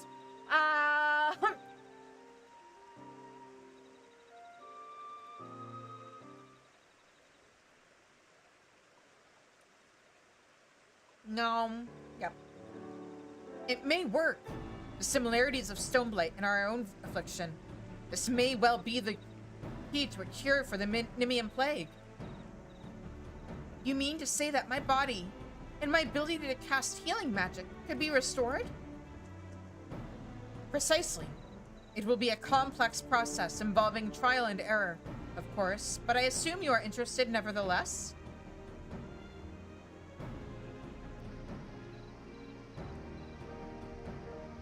Very good. Your assistance will hasten the process considerably. I'm pretty sure the only magic that Shizu's bite has is making cookie dough disappear. I also possess that magic. Satoto, I would have your aid in preparing the experimental compound.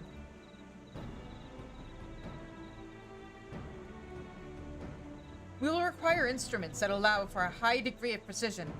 Alkazoka, You must consult an expert goldsmith to procure suitable supplies. Also forbidden? What do you mean forbidden?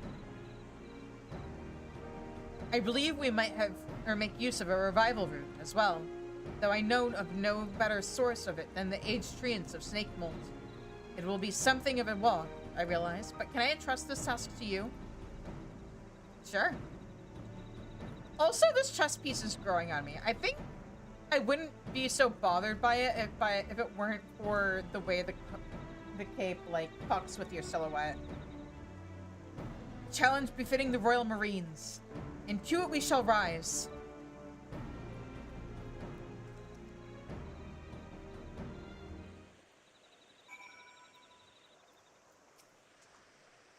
Though the concentration needs to exceed anything we have Shizune.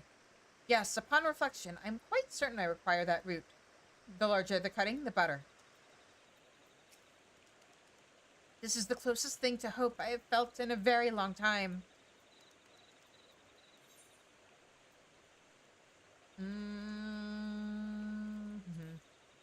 Nope, that's not what I wanted. Snake Molt is North Shroud. No, it's not. Oops. I forgot we can swim here now. Snake Molt is South Shroud.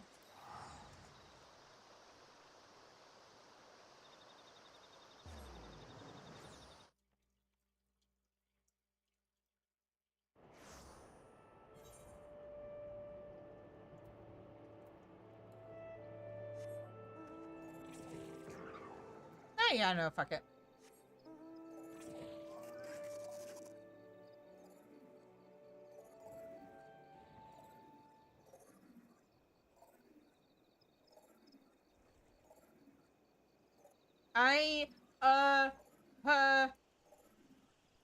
Good question.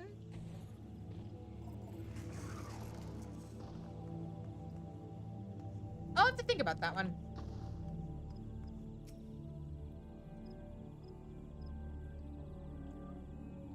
What, are Fridays not enough for you? It'd help if I had my fairy summoned.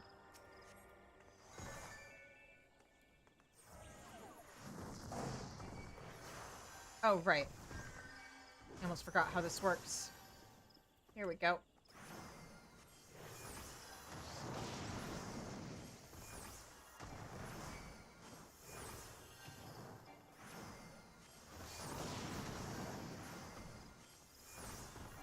Gonna make me start putting together some Final Fantasy XIV specific redeems.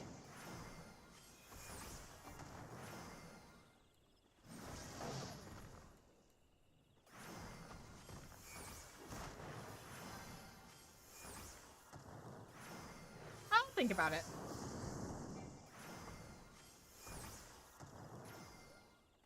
Oh, you know it'd probably help. There we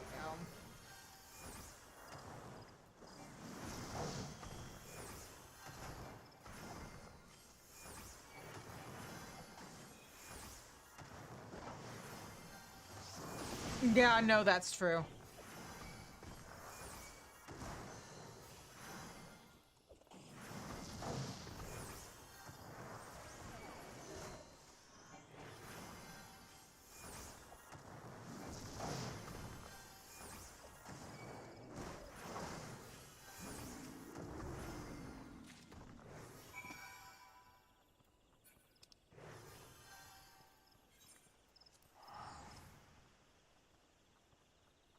Oh, I just realized I never checked to see if I got anything good in terms of accessories for these jobs, did I?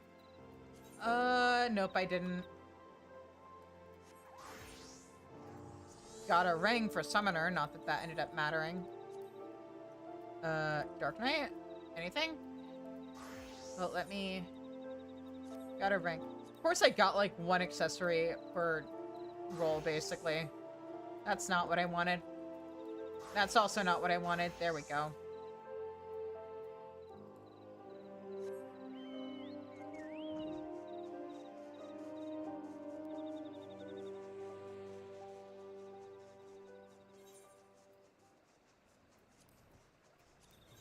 save that. There we go. Let me... there we go.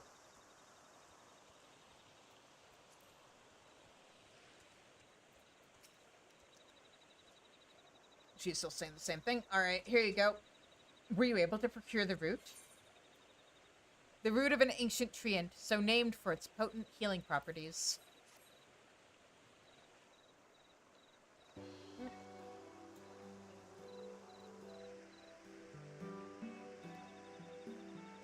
Thank you. I expect this will be sufficiently potent. Now we only need to await Alkazoka's return and...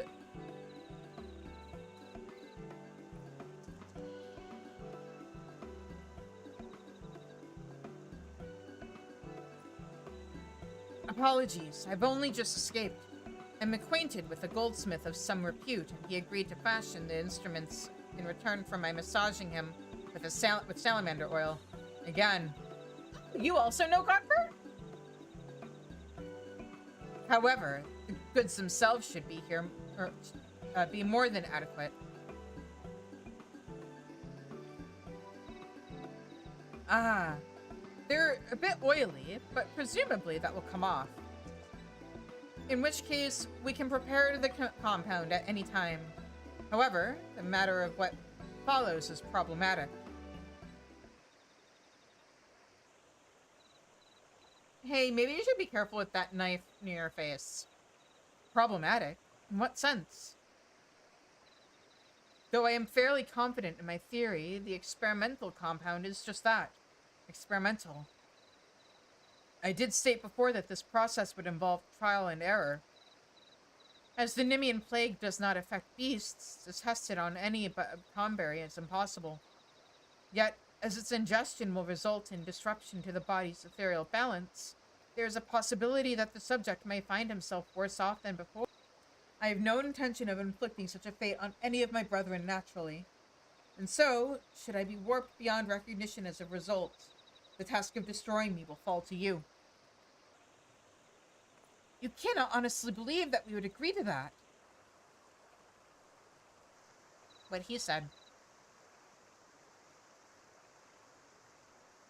What if you were to test it on me instead? Absolutely not. You heard what he said.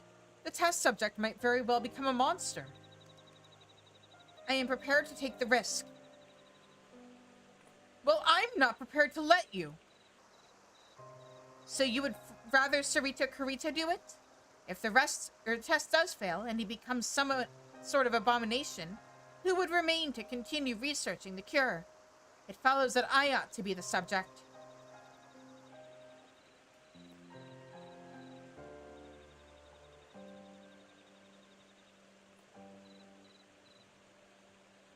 I'm supposed to accept that? It's not your choice to make. Please, calm yourselves. The admixture will take some time to prepare in any case. We can discuss this later, when we have all had the opportunity to think.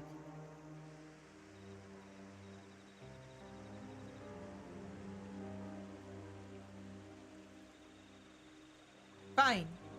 I will do my thinking elsewhere, if it's all the same to you.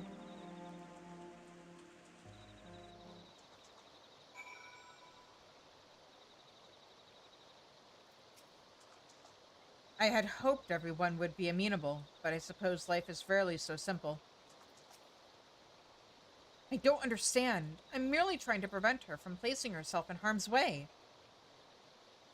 I believe you too would be well served by a reprieve. Perhaps a bit of exercise?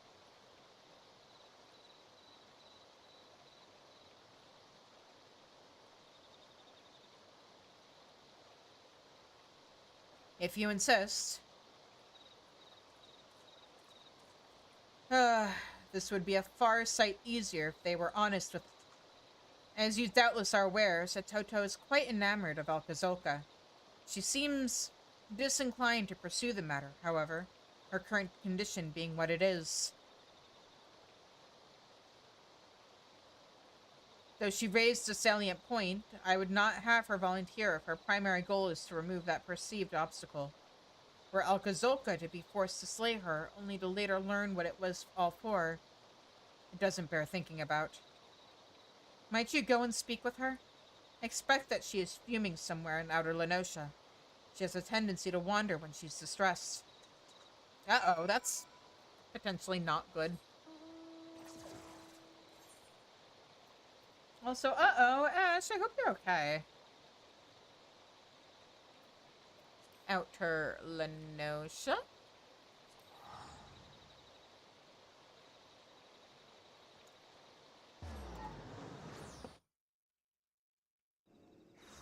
I hope you staying up so late last night didn't affect things. I would feel super, super bad about that.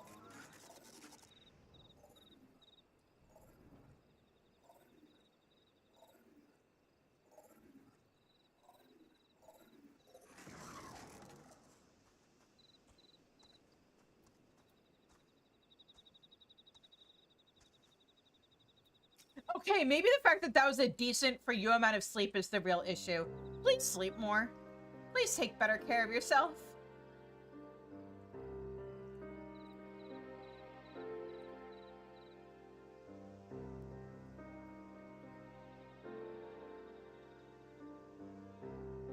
I apologize for my earlier conduct.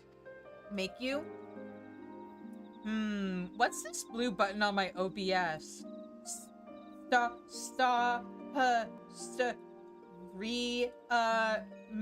End?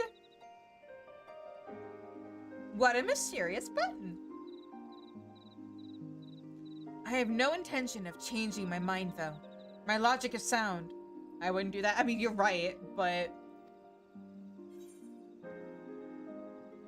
It is. But are the reasons you gave truly why you volunteered?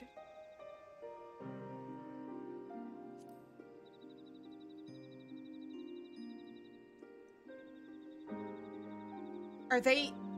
Ah, I see. Since it's come to this, yes, I am in love with Alcazolca. And maybe were things different, I could be content with that. If we might walk hand in hand without drawing the attention of every would-be hero within 10 realms. If my compatriots were just as free to pursue their own happiness.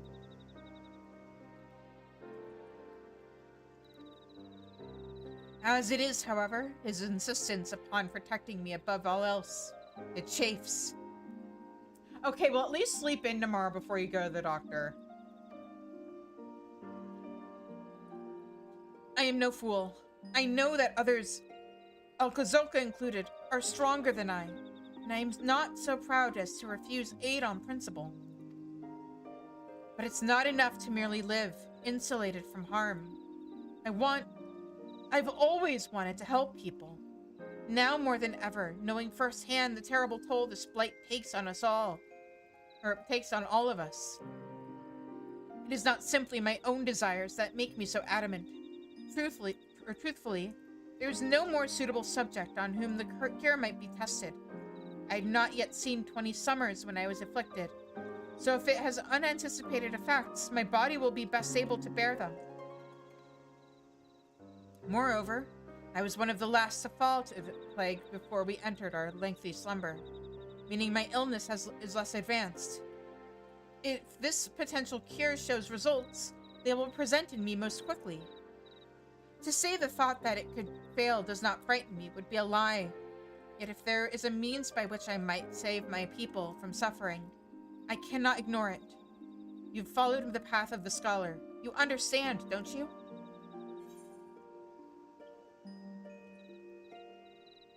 Yes, I think I know the feeling.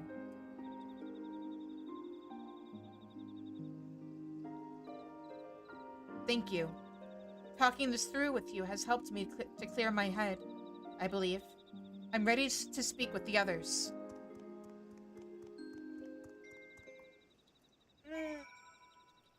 Sweet, we finished that just in time for ads, so we will continue this quest after ads so I don't get cut off.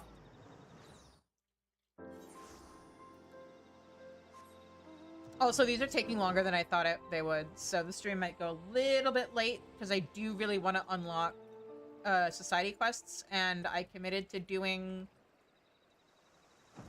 the roll capstone quests, so I really want to do those.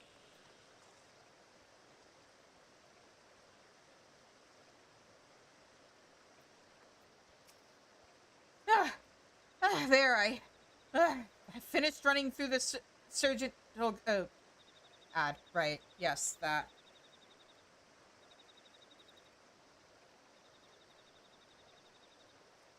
Uh.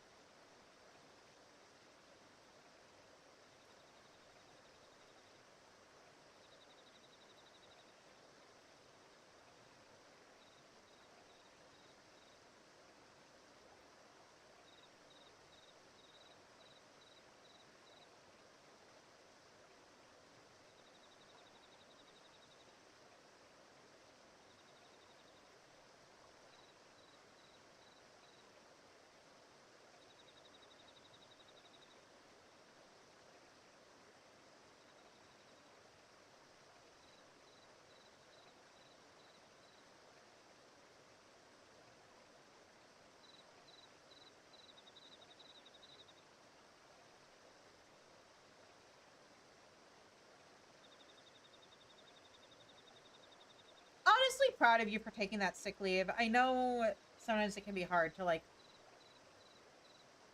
get yourself to do that, even if... Or at least I know it was always hard for me, because I always felt bad. Even though I shouldn't have.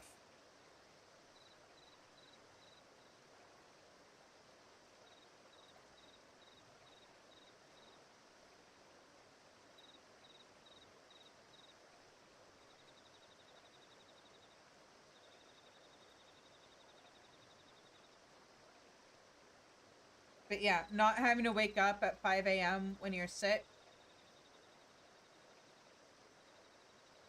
That is also incredibly fair. Not wanting to get all of your coworkers sick. I wish my managers had understood that when I was working at the food service job I used to work. Because, like, at one point, I was super sick, and I called in, and my manager was like, yeah, we've already had some people call in today. Are you absolutely sure you can't come in today? And it's like, you want me to handle... Like, I am not handling food in the health condition I am in right now. No, thank you. You do not want me handling food or being anywhere near food right now.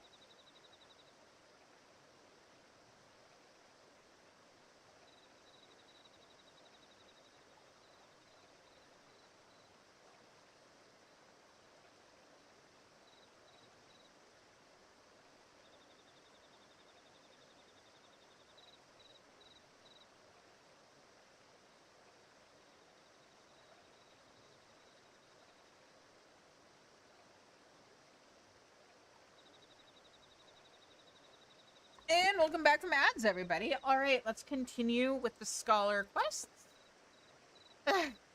There, I finished running through Sergeant Toga's 1,000-step training regimen. Good job. We're proud of you, Alka.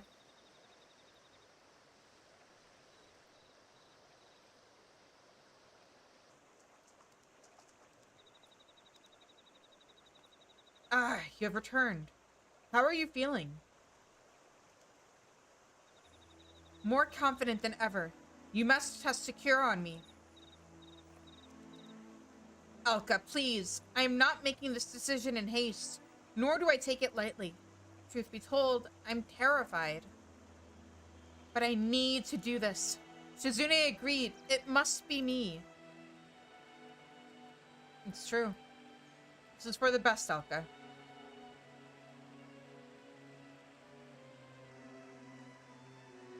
Yes.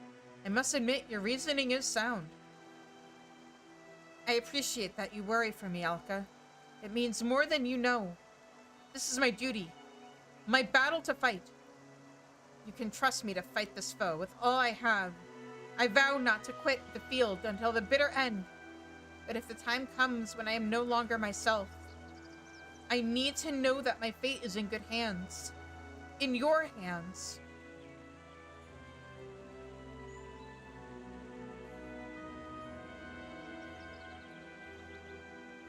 As you wish. I will be at your side as any true mariner would. But know that I fully expect you to seize victory. Come hell's or high water. I will. Thank you, Elka. Very well. If the both of you are resolved, then I will abide by Setoto's decision. But before we begin, I must explain how the process is meant to work. First, Setoto will drink the compound I devised. This should destabilize the ethereal composition of her body. Once she has done so, Elka Zolka, you must stand at the ready with this, the gemstone retrieved from Amdapor. It shall serve as a focus.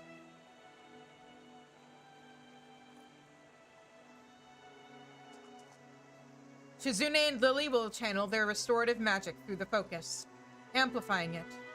In theory, being exposed to such a sufficient volume of curative ether will encourage Setoto's own ether to attune to it and set itself to rights. Yay! Good.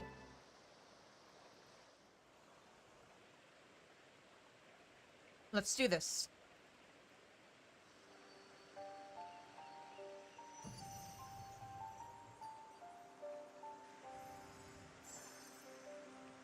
You know, considering the fact that we call her Celine, it does feel, or is this Eos? I can never remember. But either way, it does feel a little bit like he's dead naming her when he calls her Lily.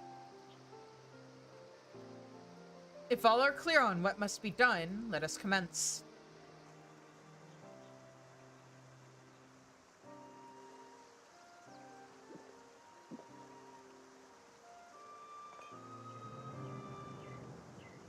Oh, it burns! It burns! Shizune, Lily, now!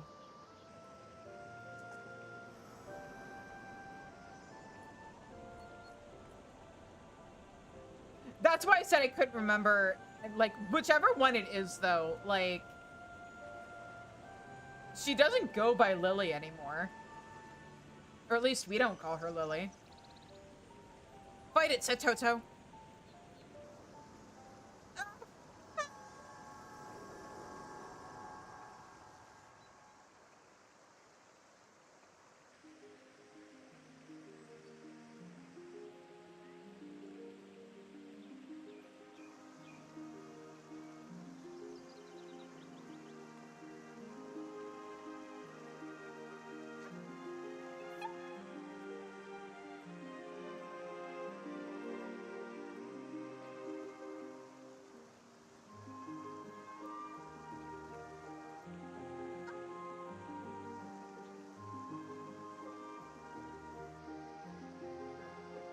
You are truly radiant, Setoto. Inside and out.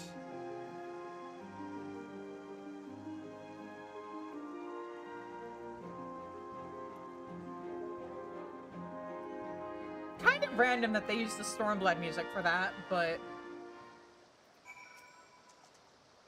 I was nearly certain that it would work. But to see the result is another matter entirely. I can scarce believe my eyes. I feel the breeze on my skin. Oh, it's wonderful. To think, after all this time, the endless research, we have the cure to the Nemean plague. That Sarito Karito even managed to devise such a thing is remarkable enough. But to see it succeed... Uh-oh, I need to figure out what the issue is with that. I just haven't had time. Because, like, the thing is, when I test it on my end, it doesn't happen even when I get really squeaky. So I don't know if it's actually OBS or my filters or if it's Twitch.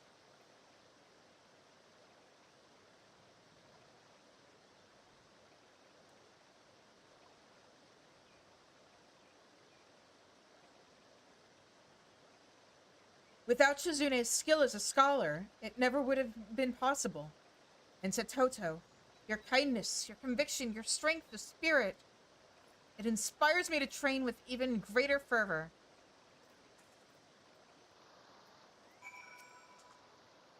I was nearly certain that it would work.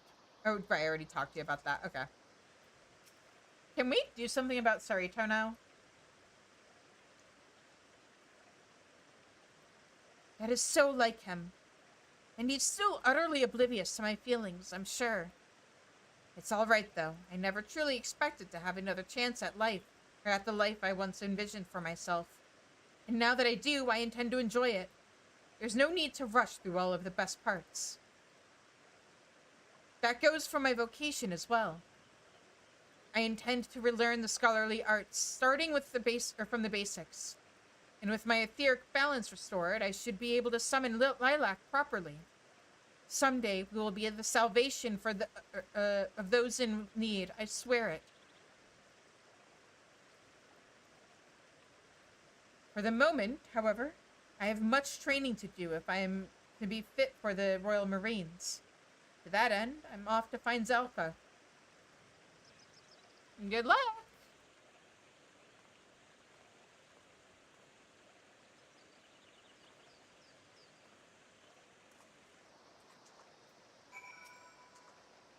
Having labored for so long, so fruitlessly, and then to see the cure realized at last, I find myself at a loss for words. I will need to monitor Satoto's condition for a time, of course, lest there be adverse effects that were not readily apparent. But this is progress. Astounding progress, toward the day when we might see all Tonberries restored to their former selves. In the meanwhile, inexperienced in matters of the heart though they are, you needn't worry over much for those two. I have confidence that they will sort themselves out in due time. Fare you well, in whatever worlds your travels lead you to. And thank you.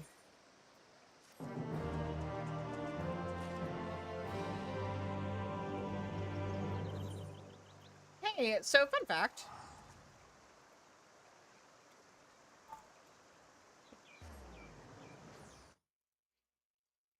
If we go back here, and then we go here. Look who's here! Shizune, what do I owe the immense pleasure of seeing my fellow Marine today? Just all that, and I feel so normal. I can hardly believe it.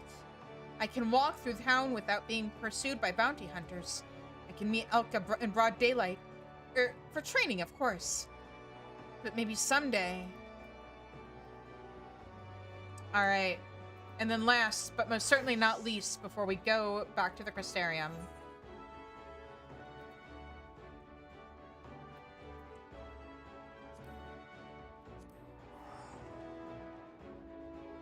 Let's go visit an old man and my two favorite idiots.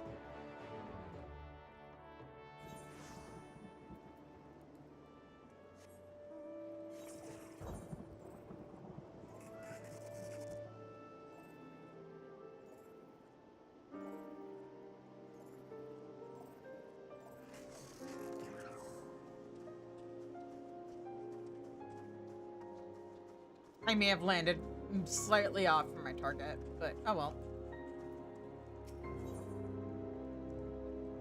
Shahentel is at once jubilant and relieved to see you.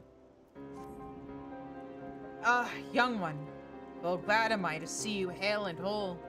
The rumors from the front lines had me quite worried. I would commemorate this happy reunion with a verse, but there is someone who has worried for you even more than I. I speak, of course, of your comrade Sanson. It would do him well to see you again. If you can spare the time, perhaps you can pay him a visit in Gridania together.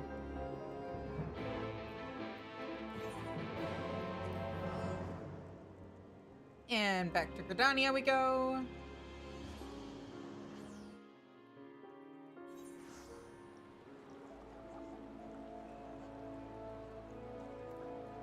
Where? Oh, there, of course. Okay.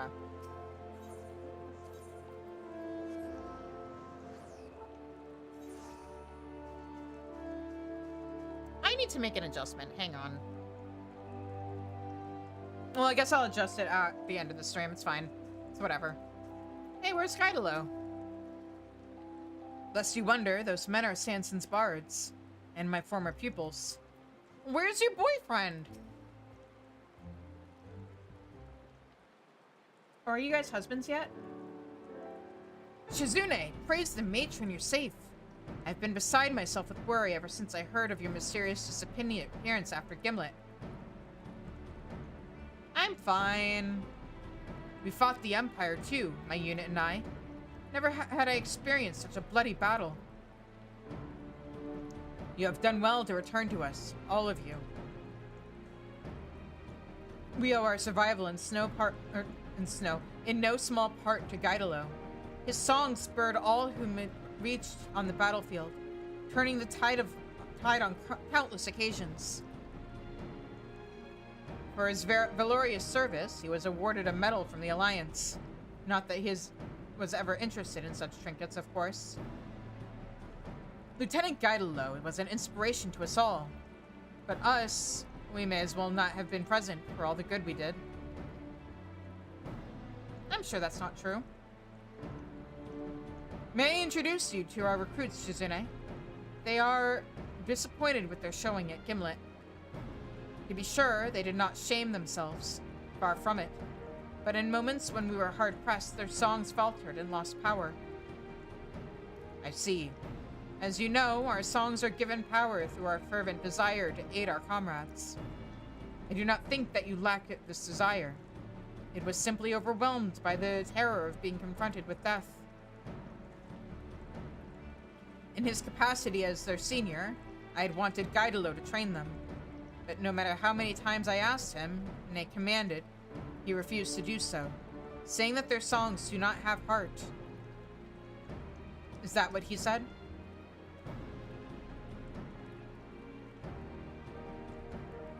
Not to discourage you all, but there may be truth to Gaidalo's words. Remember, if a song is to touch the heart, it must needs have heart.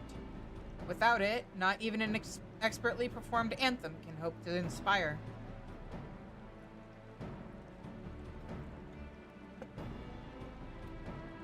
I believe it would behoove you to experience an exemplar of our songs. And most conveniently, we have an exemplar of our art here with us. Shizune, will you not play for them? Me? Allow me to beseech you as well, my friend. Gaidalo and I have spoken highly of your deeds to the recruits. It would be no exaggeration to say that they idolize you. Rest assured you won't perform alone. My harp shall join yours for a duet awash with heart. It'd be an honor. I am truly grateful. Yet if I may be particular, we should have Gaidalo participate as well. It is his duty to train them, after all. And besides, I believe he would relish the chance to perform with the two of you. Very well, a trio it is. Kuknopoki mentioned catching sight of Gaidalo in the East Shroud. Let us see if we can find him there. We are literally getting the band back together.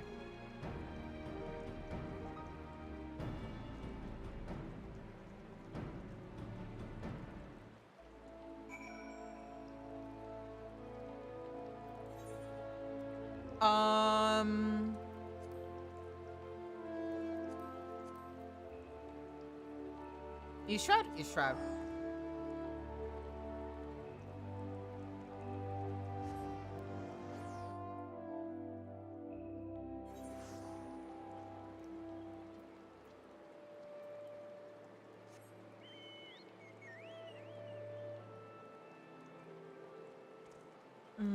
Oh, he's right here. I thought I was gonna have to look further. Long time no see! You haven't forgotten me, I hope. After all, I'm the one who discovered your talents, Kupo. The recruits? They're waiting in Gridania, lest they scared Gaidalo away with their prospect of having to teach them. It appears Gaidalo was here but recently. That's right, Kupo. He went deeper into the woods, saying that Sanson nags like a bloody fishwife. Married couples. Gaidalo respects you more than anyone, Shizune. Were you to call him, I dare say he will answer.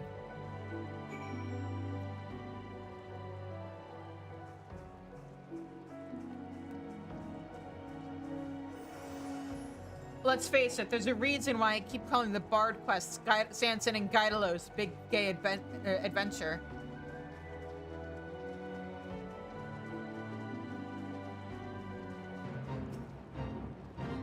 Yep.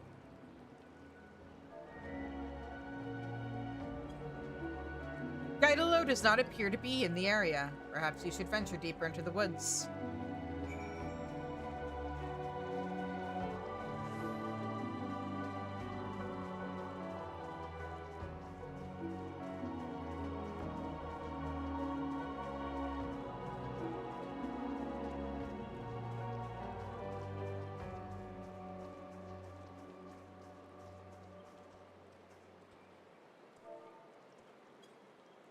Here we go.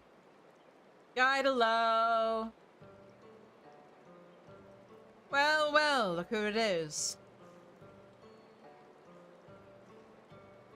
What brings you here, Shizune? Not some tiresome errand, I hope. A tiresome errand to find you.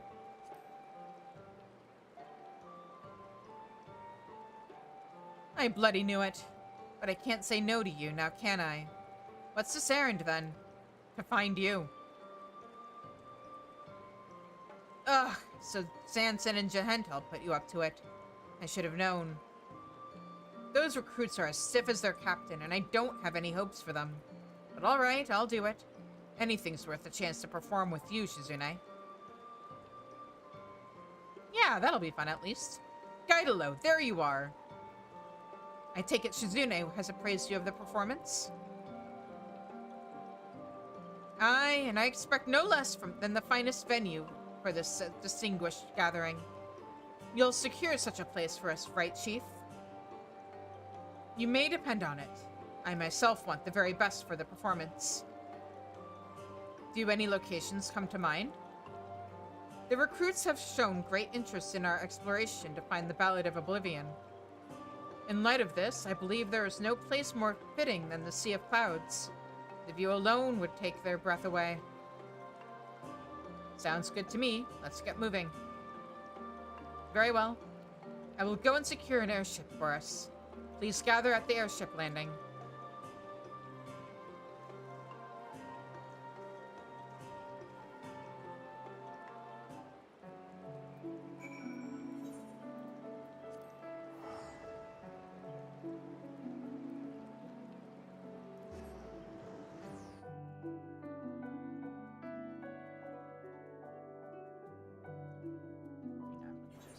Thing. Just need to move him down a little bit. There we go.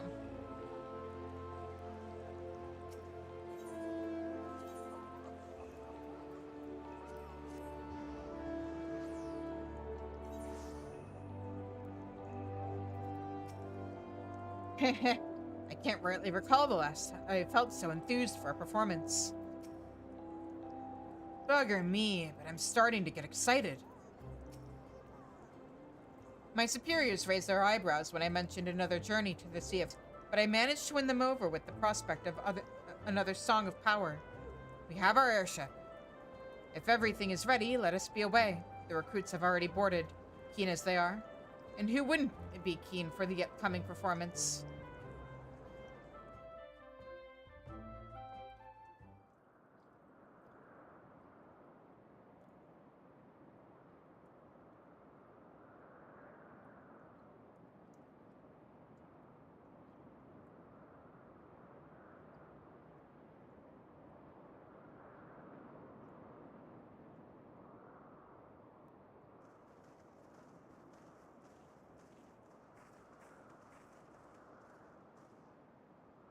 So, what's the plan? What are we going to play it to this azure backdrop? Well, seeing as we have a vaunted hero with us, I had in mind to draw inspiration from her adventures for a new piece. That's a great idea, old man. Shizune's stories would make for a bloody fine song. Our recruits yet have limited experience lifting up their comrades in battle. A song that conveys the importance of camaraderie, that sows the seeds of desire to inspire. Such would be ideal, I believe.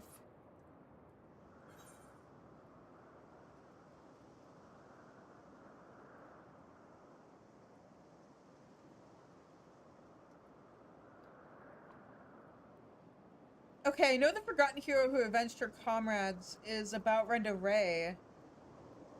Oh, the young man is Luvrik. Right. Forgotten hero who avenged her comrades. Let's sing about her.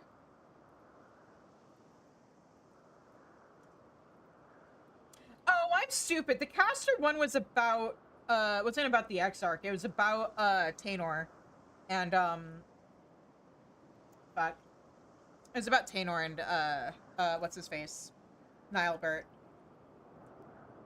That's right. All of these had options connected to the job quests. I mean, both of the options were connected to the job quests, but, you know. An intrepid soul who faced a mighty foe, staunch comrades in tow. Aye, rousing tale. Worthy of being immortalized in song. Why, already the themes and emotions weave themselves into melody and verse in my mind. Come, my friends, let us lift our voices together in heartfelt memory or harmony.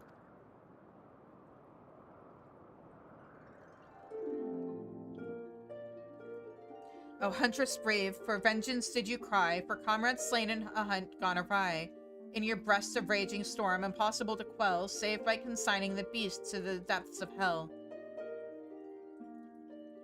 O huntress brave, your quarry did you chase, though it meant forsaking your newfound place. By your own hands you wished the deed fulfilled, that the storm within may finally be stilled. O huntress brave, a decision did you make, your hopes, dreams on friendship would you stake, and dreams on friendship would you stake. Lying bare your heart, you set yourself free to give your oh no, I missed it. What was the last line? I fumbled it, no! By the gods. So this is what it means to perform with all your heart. That was moving beyond words. I felt the lesson of the song with my whole being. The lesson that our understanding for one another is what opens the way forward. Is it? Let me see.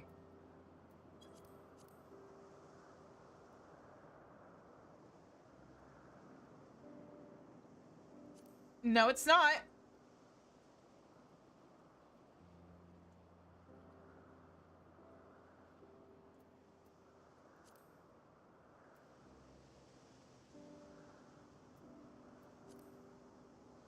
Nope.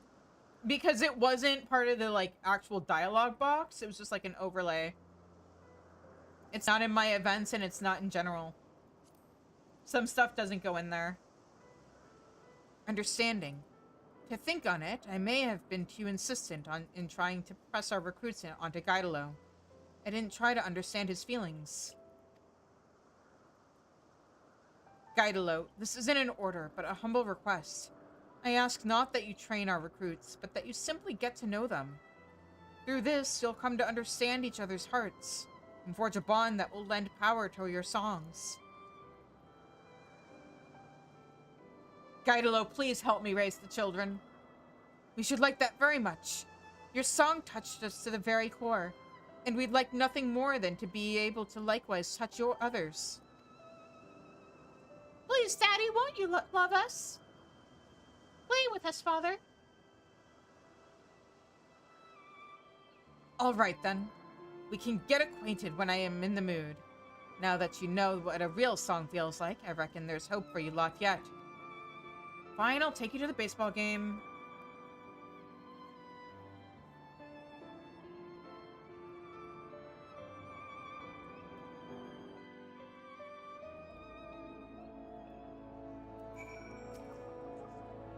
Your adventures make great songs, Shizune. I know. That's why I'm a bard. That was a performance I shan't soon forget. My breast still thrums from the joy of the experience. I cannot thank you enough, Shizune. Our recruits are more motivated than ever before. No sooner did we arrive back in Gridania than they rushed off to train. I believe I'll go and join them. I'll continue what you and the Jahento started, and help them to become the finest bards they can be. Gaidalo, you are coming too, yes? You did say you would get to know them. Aye, when I'm in the mood, which I'm not. Right now, I need to reflect on my experience. Let it really soak in, you know? So I'm going to spend some time alone with my harp. Well, wait! If you're going to play the harp, at least let the recruits listen. Oh, come on, dude. Let him be creative in peace sometimes. Forgive me, Shizune, but I must be away. Thank you for a wonderful performance. Passionate as they are, I doubt not that they will find their way. Allow me to thank you as well, Shizune. Truth be told, I too had longed to perform with you for quite some time. It was a truly sublime experience, as if our music had floated to the heavens and rained down upon all creation. The music of that rain, I believe, reached the souls of the fallen, my departed comrades of the God's Quiver, as it reached the heart of an old man who has long lived in quiet penance. It woke memories of the passion I had in my youth, when I yet stood on the field of battle. All of this because of a single song, young one, a song born of your tale. Generations hence, full certain am I that the song will still be sung, awakening passion in countless more souls. It gives me great pride to know that I was a part of its creation.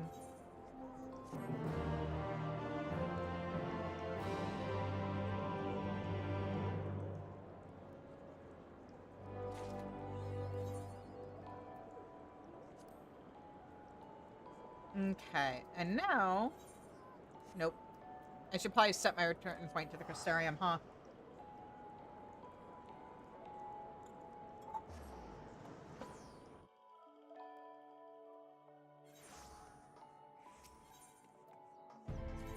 Nope, that's not what I wanted.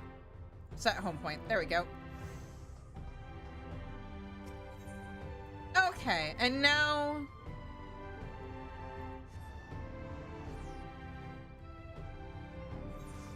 Way later than I was expecting, but it's fine.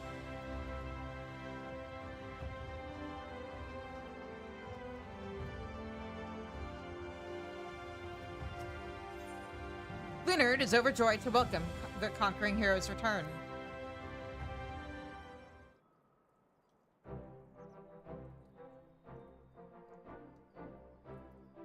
Well, if it isn't the great hunter herself. Hello? As if you don't know, all 4 of the cardinal virtues laid low, all in your help, or all with your help. You're the talk of the stairs, Shizune. Did I just accidentally skip over something? No, I'm not. Cool.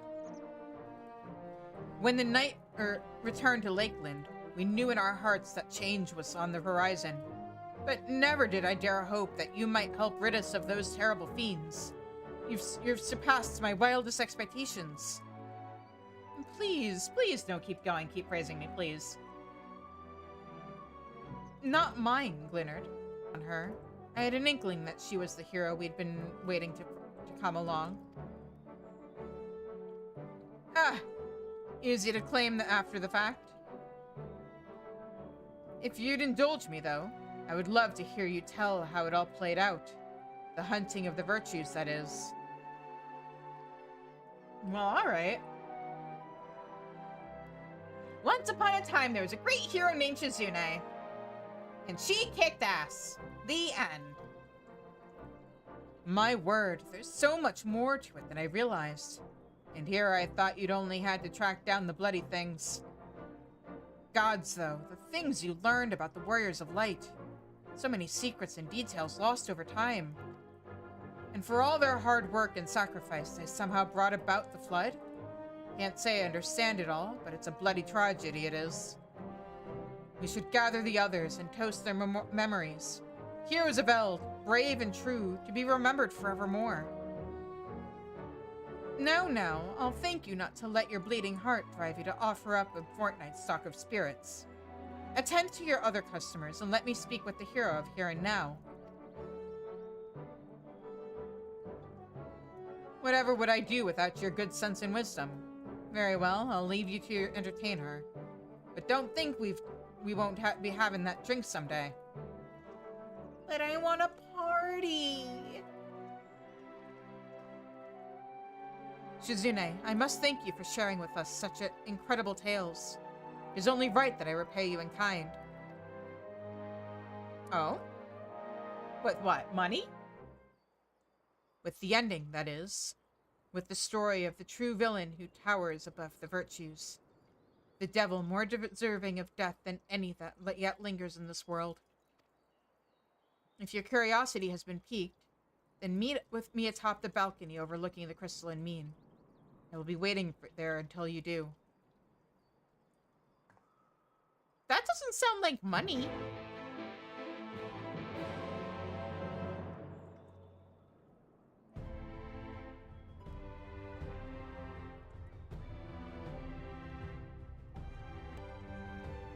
Okay, crystalline mean.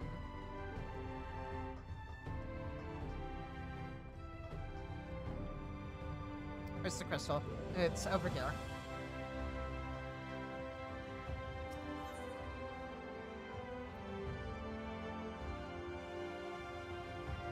I may have to put off unlocking tribe or society quests the next week, considering how late it is.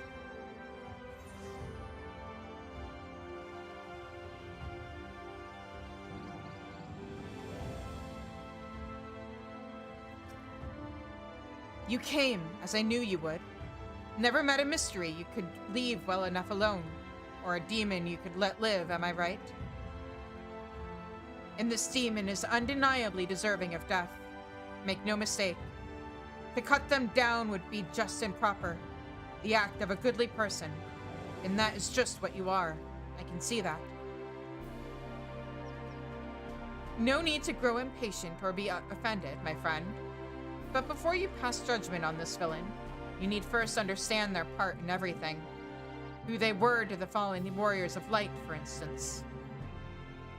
What I'll probably do is have Tuesday be dungeons and society quests, and then Wednesday will be Eden. And then hopefully,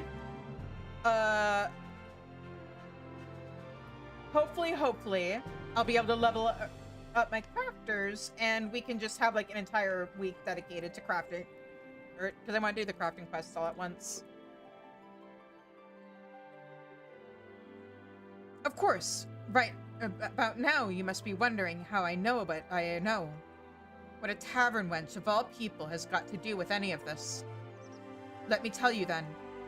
I am the one who brought together the Virtue Hunters. I am the one who marked you as a potential ally to them, and bade you join them in their cute quests. I alone knew what had to be done, and what sort of sinner would be needed to see this tale of tragedy and betrayal brought to an end. But come, we have many realms ahead of us still. The Calusia and the Codger's Crook. I will go on ahead and wait for you there.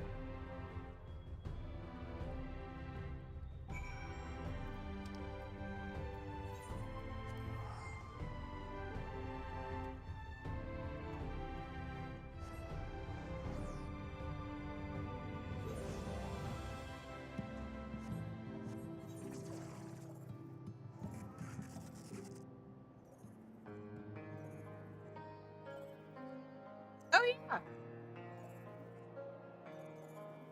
We won! So we actually get... Well, I guess it's nighttime, so we don't get to hear the proper one, but... We get the night theme, finally! Oh yeah! We've never been here when it's actually been nighttime.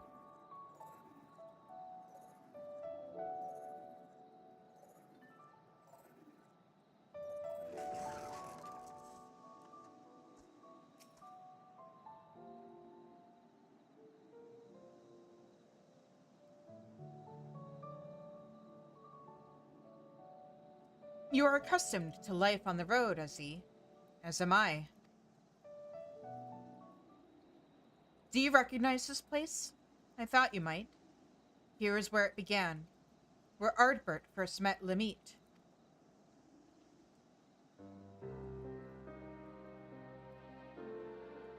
Still young and lacking in experience, but possessed of so much potential. Heroes in the making. Even then the keen-eyed could see.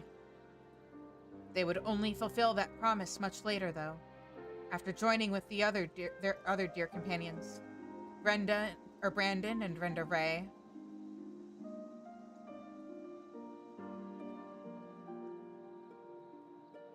And one other, an elven woman, not half bad with a sword.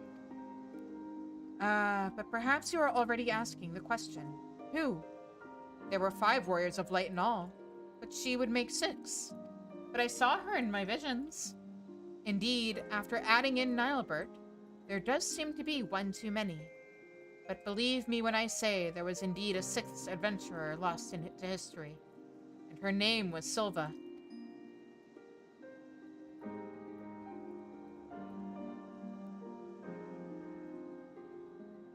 Though I doubt I need convince you of this truth. When you walked in the Virtue's memories, you saw her time and time again, did you not? I did. Then you saw the true villain, the traitor responsible for all their woes. Let us continue the story elsewhere, to Amarang and the Fields of Amber.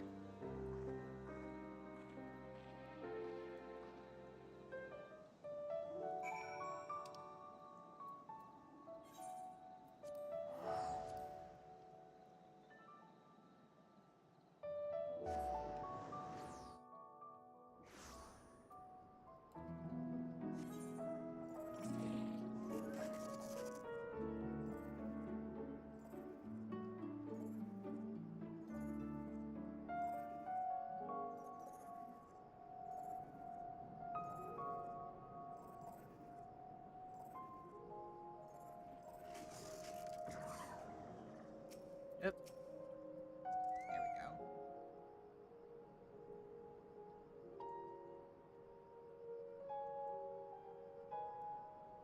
You saw the true villain's face in their memories, and I told you her name in Calusia. But what were her crimes, you ask? Hearken to my tale, and you will learn. Silva had joined the others before they first met Nilebert. After their party of 5 came to this place, they took on a commission to slay a powerful beast that had taken up residence in the mines.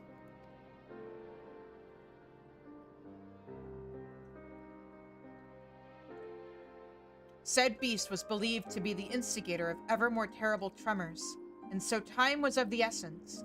But during their hurried search, they crossed paths with their future companion, then a competitor aiming to usurp their prize.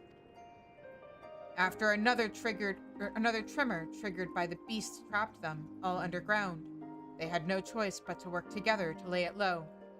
But to their dismay, even after its death, the earth continued to shudder violently. As the adventurers looked to one another in confusion, Nilebert strode towards the beast's body and grabbed hold of a curious stone, a stone brimming with untold ether that he had sought out that he might harness its potential to rescue a loved one lost through the rift.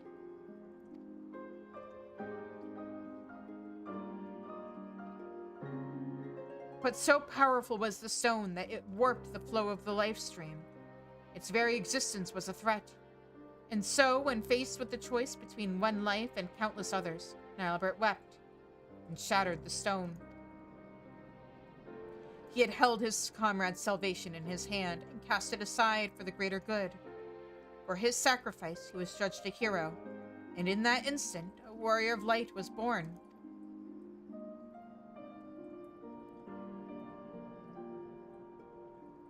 In life, Nilebert was a pragmatic figure, whose wisdom and sagacity were admired by all. Little wonder that in death he would retain his virtue.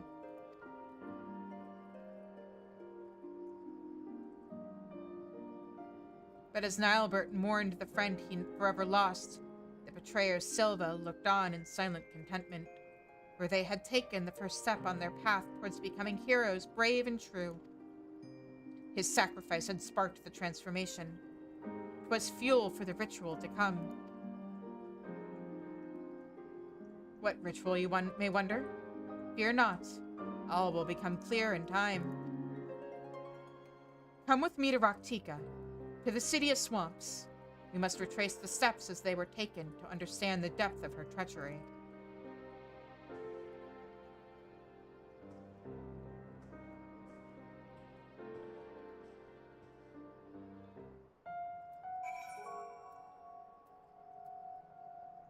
Uh, so that is going to be Sliverbow.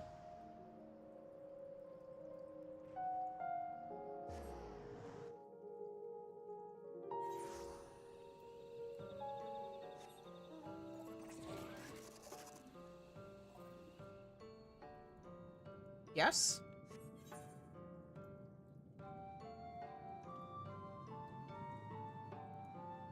Cydia is... Am I misremembering? Oh, there it is. For some reason, I was thinking the swamps were north, but no, they're south. Okay. Yeah, that makes sense.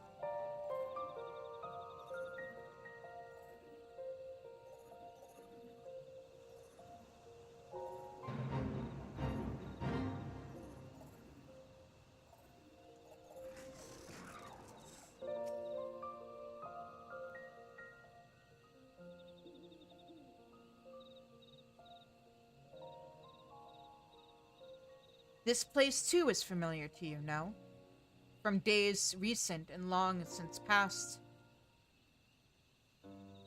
After the events in Amarang, Ardbert and his comrades grew in fame, spurring others to entreat their aid.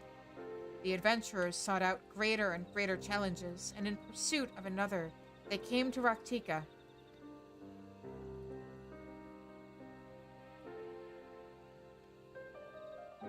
While there, the hunter Renda Ray learned that the notorious mark, Balam Keats, was near, and so, under cover of darkness, she slipped away from the others to slay the beast by herself. Like Nilebert, of course, or before, of course, you already know what her motive was. Balam Keats had robbed her of her fellow hunters. Only vengeance would redress the balance. Moreover, she would not dare risk the lives of her new comrades, so terrified was she of the mere possibility that she might have to relive that terrible day. And so she faced Balam Keats alone. It would have surely died for it, had Ardbert and the others not arrived in time to help.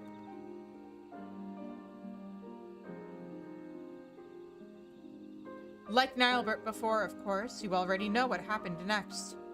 For her love, her conviction, and her resolve, she was chosen by Heidelin.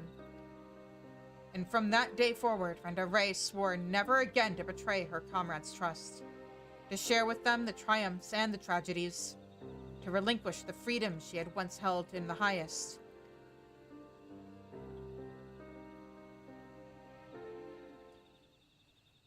The bravest, most courageous hunter that ever was. That moment would define what she became in life and in death. Her sacrifice would hasten the transformation, was fuel for the ritual to come. The betrayer Silva looked on, yet more satisfied. They were oblivious to her machinations, unaware that they were dancing to her tune. Their journeys continued, and so must ours. To Ilmeg and Ligia.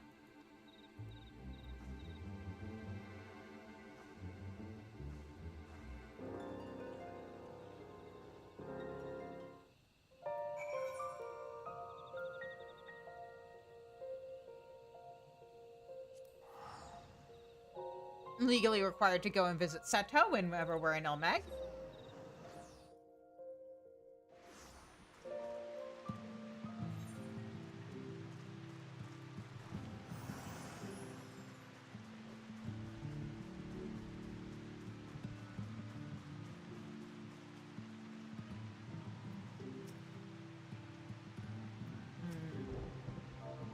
Pet.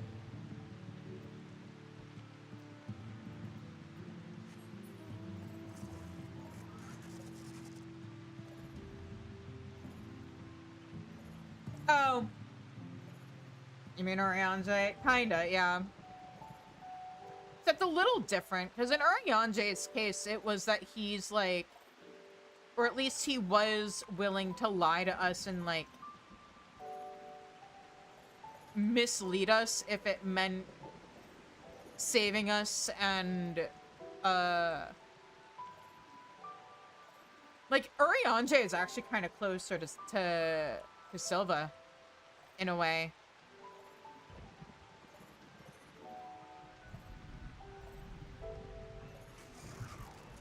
Willing to betray and manipulate for what he believes is the greater good.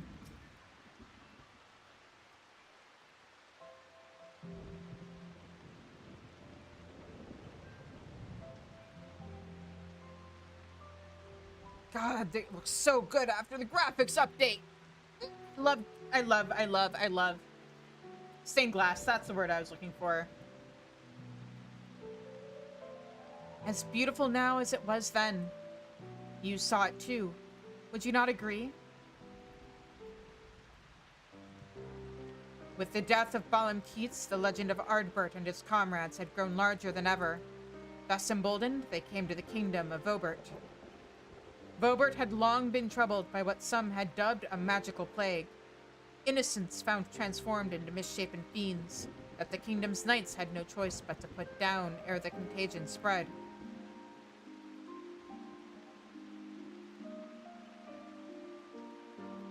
Brandon had been one such knight. In his youth, he had served the Princess Saldia faithfully, only to be cast out for a single mistake. Thus did he take to the road where he met Ardbert and the others. Having grown stronger and wiser and more respected, Brandon felt it was time to return and redeem himself, and with the aid of his comrades, he did just that.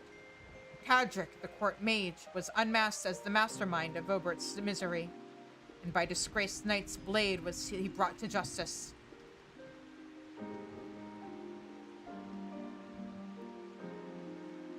But with his dying breath, Tadric cursed the Princess Saldia, sentencing her to a fate worse than death.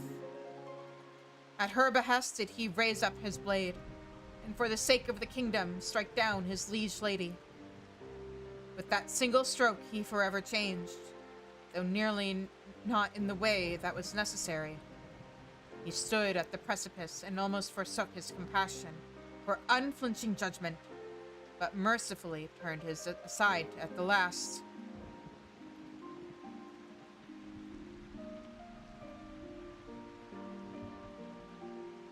Thus did he find and embrace true justice, that which weighs law and heart together and strives for the greater good. 'Tis a long, difficult road from which many stray, settling for simpler moralities. But I would expect no less of the man who became Dicaiosine.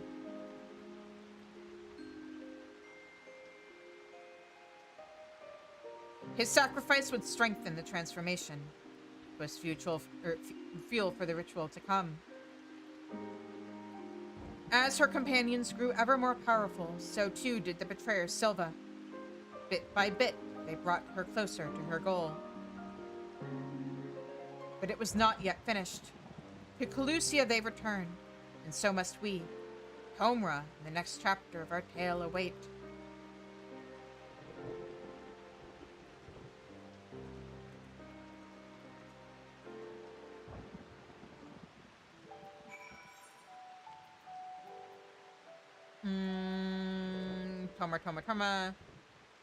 Tomra.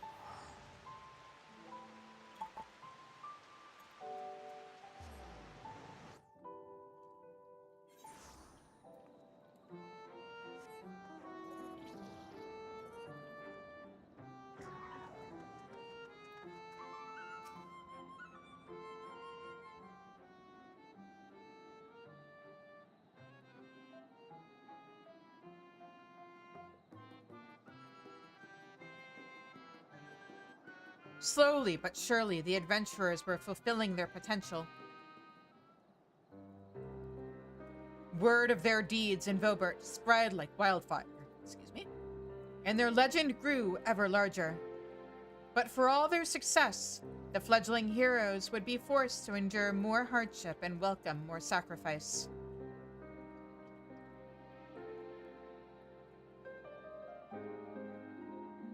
They pressed deeper into the depths of Raktika, towards ancient Ronka. It was there that the dwarf Lamit came into a crossroads, for in claiming the magic she desperately desired, she would be forced to renounce something equally precious. Dwarves are a reclusive lot, wont to withdraw from the outside world that their many traditions might be preserved in isolation. When the stone blight began to spread, they chose to lock away the afflicted and refused to seek outside help.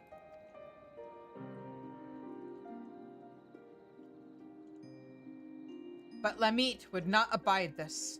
She vowed to save her ailing kin, her sister among them, even if it meant violating dwarven law. With her newfound powers, she secured and cured the sick, and for this she was banished by the Council of Elders. This came as no surprise, for she had made her peace with it long before, when she stood in that ancient ruin and called upon forgotten guardians to grant her forbidden knowledge. She knew then that what the price would be. She had weighed her traditions and identity against the lives of those she loved and made her choice, though it pained her terribly and in ways only a dwarf could understand. And Heidelin, it would seem.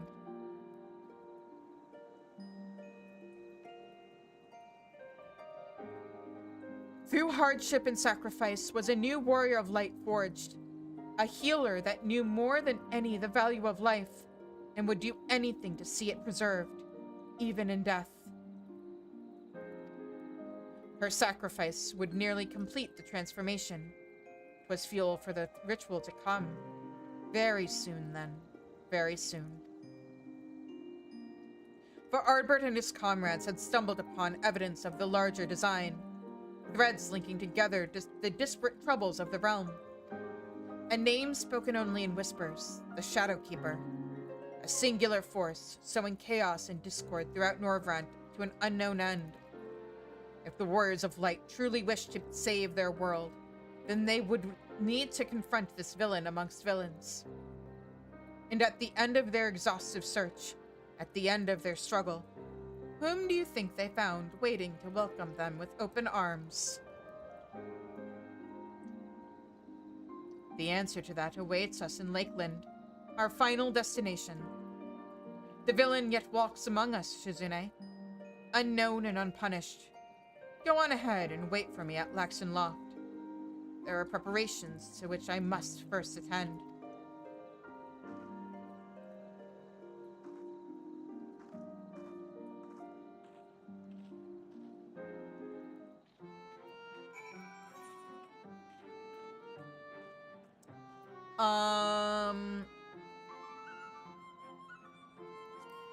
I think this is the fastest way there.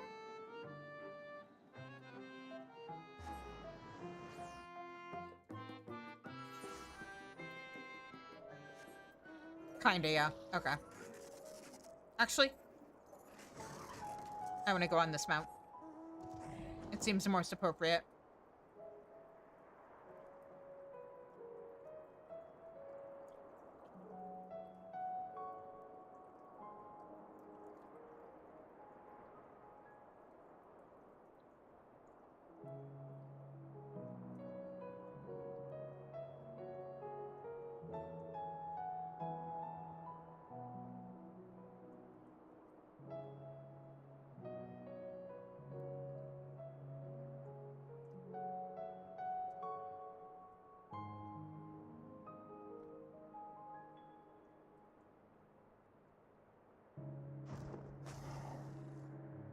Not an ad. I might actually start the ad early in bio, and then we can finish this quest. So yeah, I will be right back in like 3 minutes. And I will see you when I get back.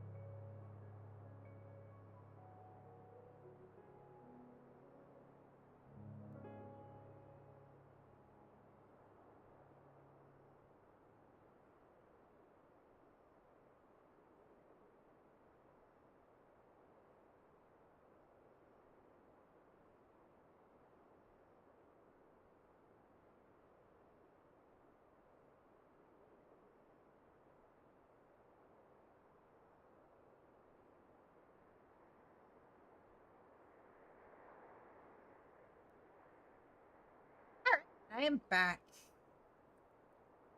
Let's witness this exciting conclusion to Ciella's tale of treachery.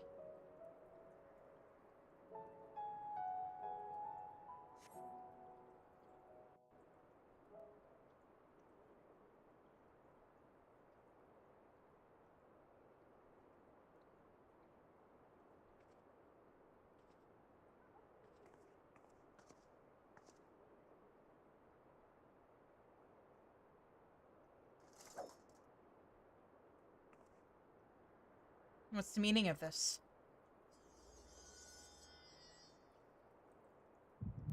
Ah.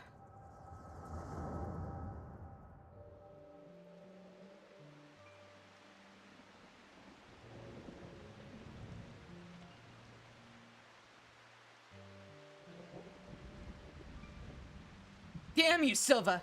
We were comrades in arms! Friends! That we were and that we are. Everything I said, everything I felt, was all true. You mean the world to me. You're the bloody Shadow Keeper. What in the hells was this for?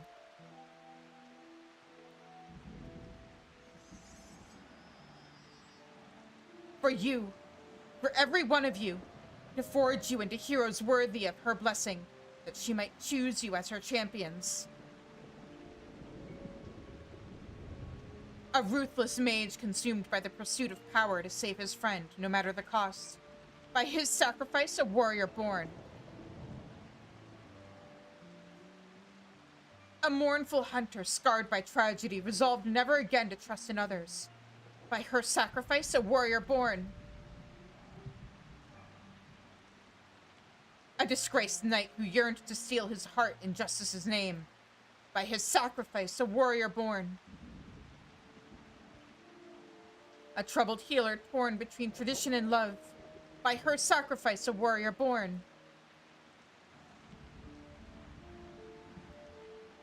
And their leader, an adventurer with a heart overflowing with love for his dearest comrades, who must now bring his axe to bear against his own. By his sacrifice, a warrior born. I am the villain you seek. The keeper of shadows from a world shrouded in dark. By our struggle will this world be shattered and souls saved. Silva! Do I get to... That's right, I get to play as my boy, don't I? Oh, no, I don't. I got really excited for a second there. I can't help but notice you're still here. Which means he didn't kill you.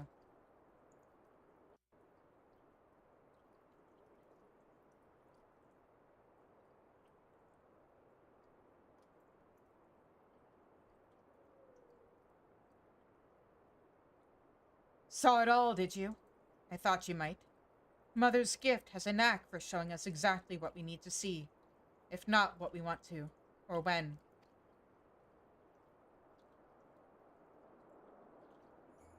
They knew me as Silva, but my real name, it doesn't matter. Like you, I am not of this world. I crossed the rift and came to the first. My home, the 13th, fell to dark in a calamity that mirrored the one which nearly claimed this world.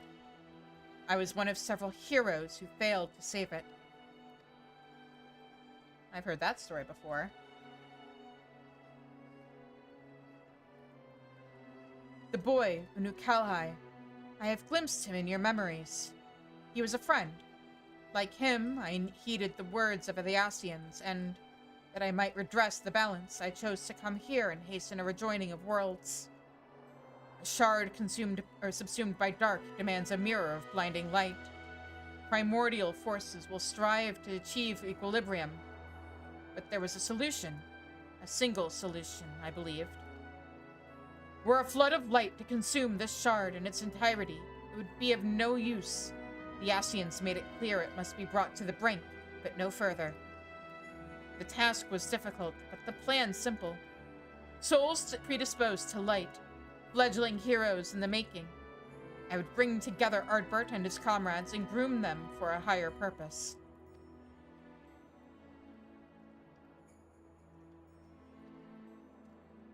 I would play the part of comrade and guide their course, all while laboring in secret to pit stronger and stronger enemies against them, until finally, once they were warriors of light, brave and true, I would reveal myself as the warrior, as a warrior of darkness, and extinguish their radiance forever. Thus would this world be primed for a rejoining, and the source for a calamity. The Ascians, who called themselves Metron and Logriff, were confident it would succeed, and indeed, Ardbert and the others rose to the occasion, as I knew they would.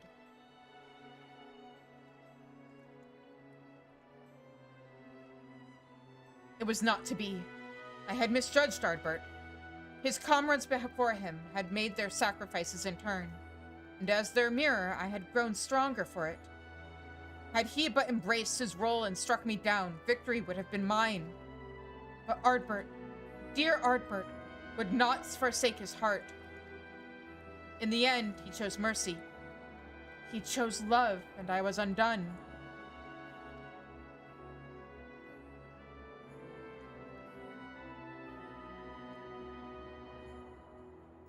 The rest you know. He sought out Metron and Logriff, and granted them what he refused me. They accomplished everything they set out to achieve, and then the flood came and washed it away. In the wake of my betrayal, I would look on from the shadows and reflect on my many sins as all fell into ruin. Denied death, then and now, and perhaps ever after, as a fragment of my essence endures. But then, one day years ago, my fallen comrades rose again as the cardinal virtues. It coincided with the arrival of the first scions, I later realized. A defense against the forces being marshaled to undo my failure.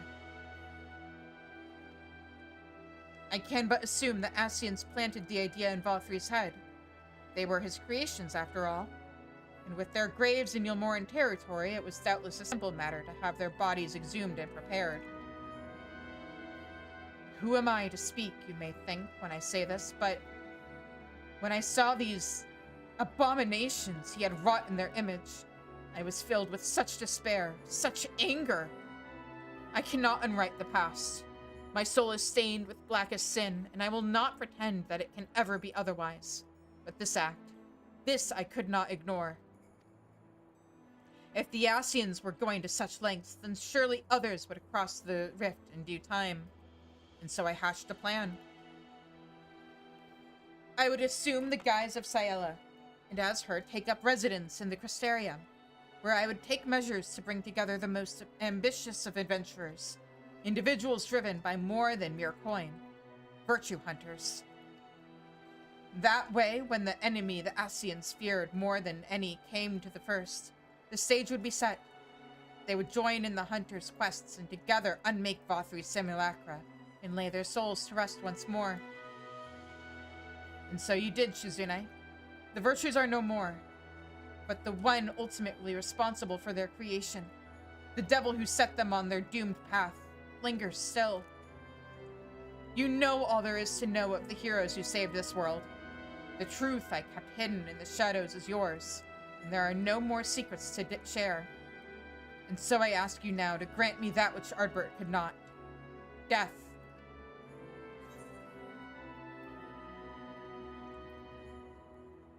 Ooh. I'm gonna stay quiet.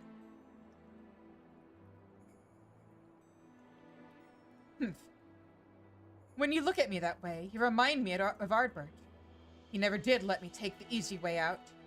I'm guessing suicide is out of the question, too. How can you stand there and say I deserve to live?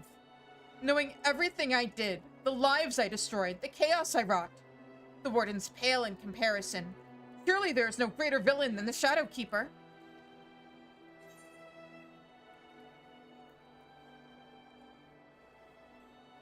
Which is why you must live to atone for your deeds. Yeah, living is always a bigger punishment than dying. I should have expected a hero would say something like that. How does one even seek atonement? 'Tis an undiscovered country, with no charts or stars to guide. How will I even know when I find it?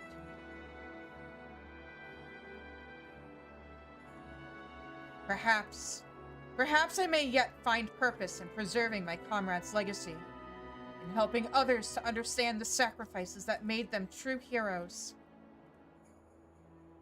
Yeah, exactly. For now, I shall return to the Crystarium and continue to assist Glinard, while spreading the forgotten tales of the Warriors of Light. You would have been a good friends, you and Ardbert, in another life. We are good friends! May you and I as well.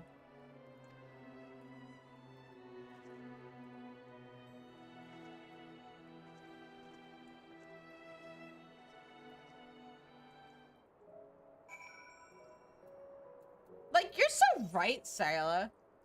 Ardbert and I are besties.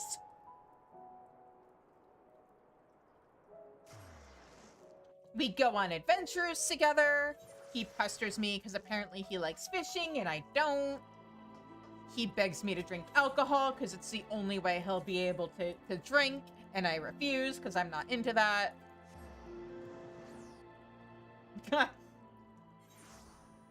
I guess you could say he and I are attached at the hip. Kindred spirits.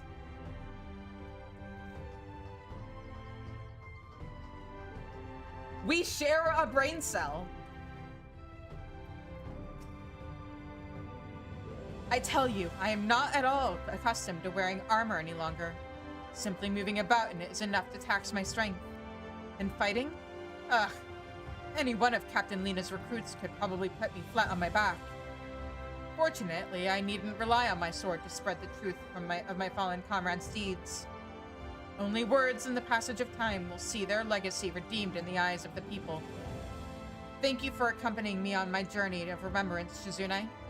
May your deeds ever be remembered and celebrated, as all heroes deserve.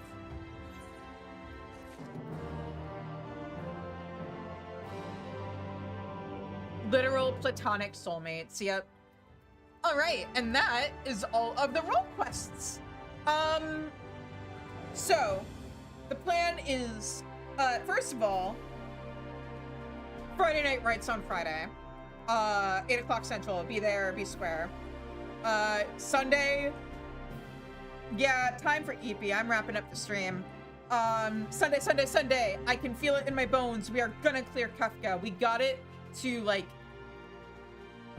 under 11% last week. And we haven't, like, we've gotten it that low and we haven't even seen Enrage yet. So I'm super hopeful. And then Tuesday we are gonna do dungeons, and we are going to, by then I should have Black Mage at level 80, so we'll do the Black Mage role quest and we'll unlock the Society quests. And Wednesday will be Eden.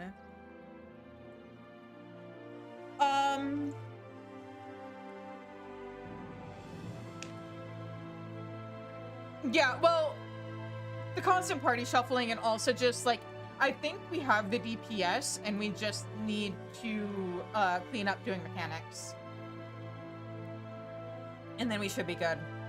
But yeah, so next week will be dungeons, society quests, Black Mage job quest, and Eden. And then the week after that will be Crafter Gatherer week. We will be doing the Crystalline Mine quests.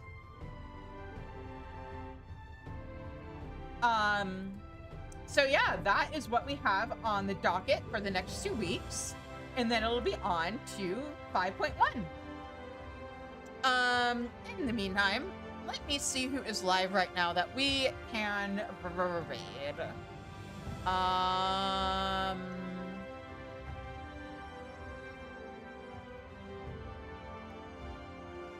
Oh, Nemichu is also in Shadowbringers. Where in Shadowbringers is she? Oh wait, what are you doing? Nemichu or Yuzumi? That's not Shadowbringers.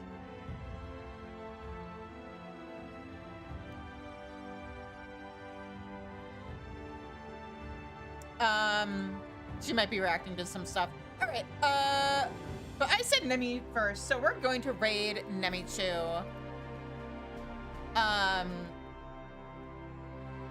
Who is somewhere in Shadowbringers. And yeah. So until I see you guys again, I hope you have a good night. Stay safe, stay healthy, and take care. Be sure to join the Discord. That is the best way to keep up with what's going on with the channel. Follow me on Tumblr and Blue Sky. I am Shizu Cheese in both places. You can also follow my author socials on there. Vita Del Rosso on Blue Sky, and Vita Rodella also writes on Tumblr. And yeah, until I see you guys again, I hope you have a good night. And I will see you all on... Today's Thursday, right? I will see you guys all on Friday. Bye-bye!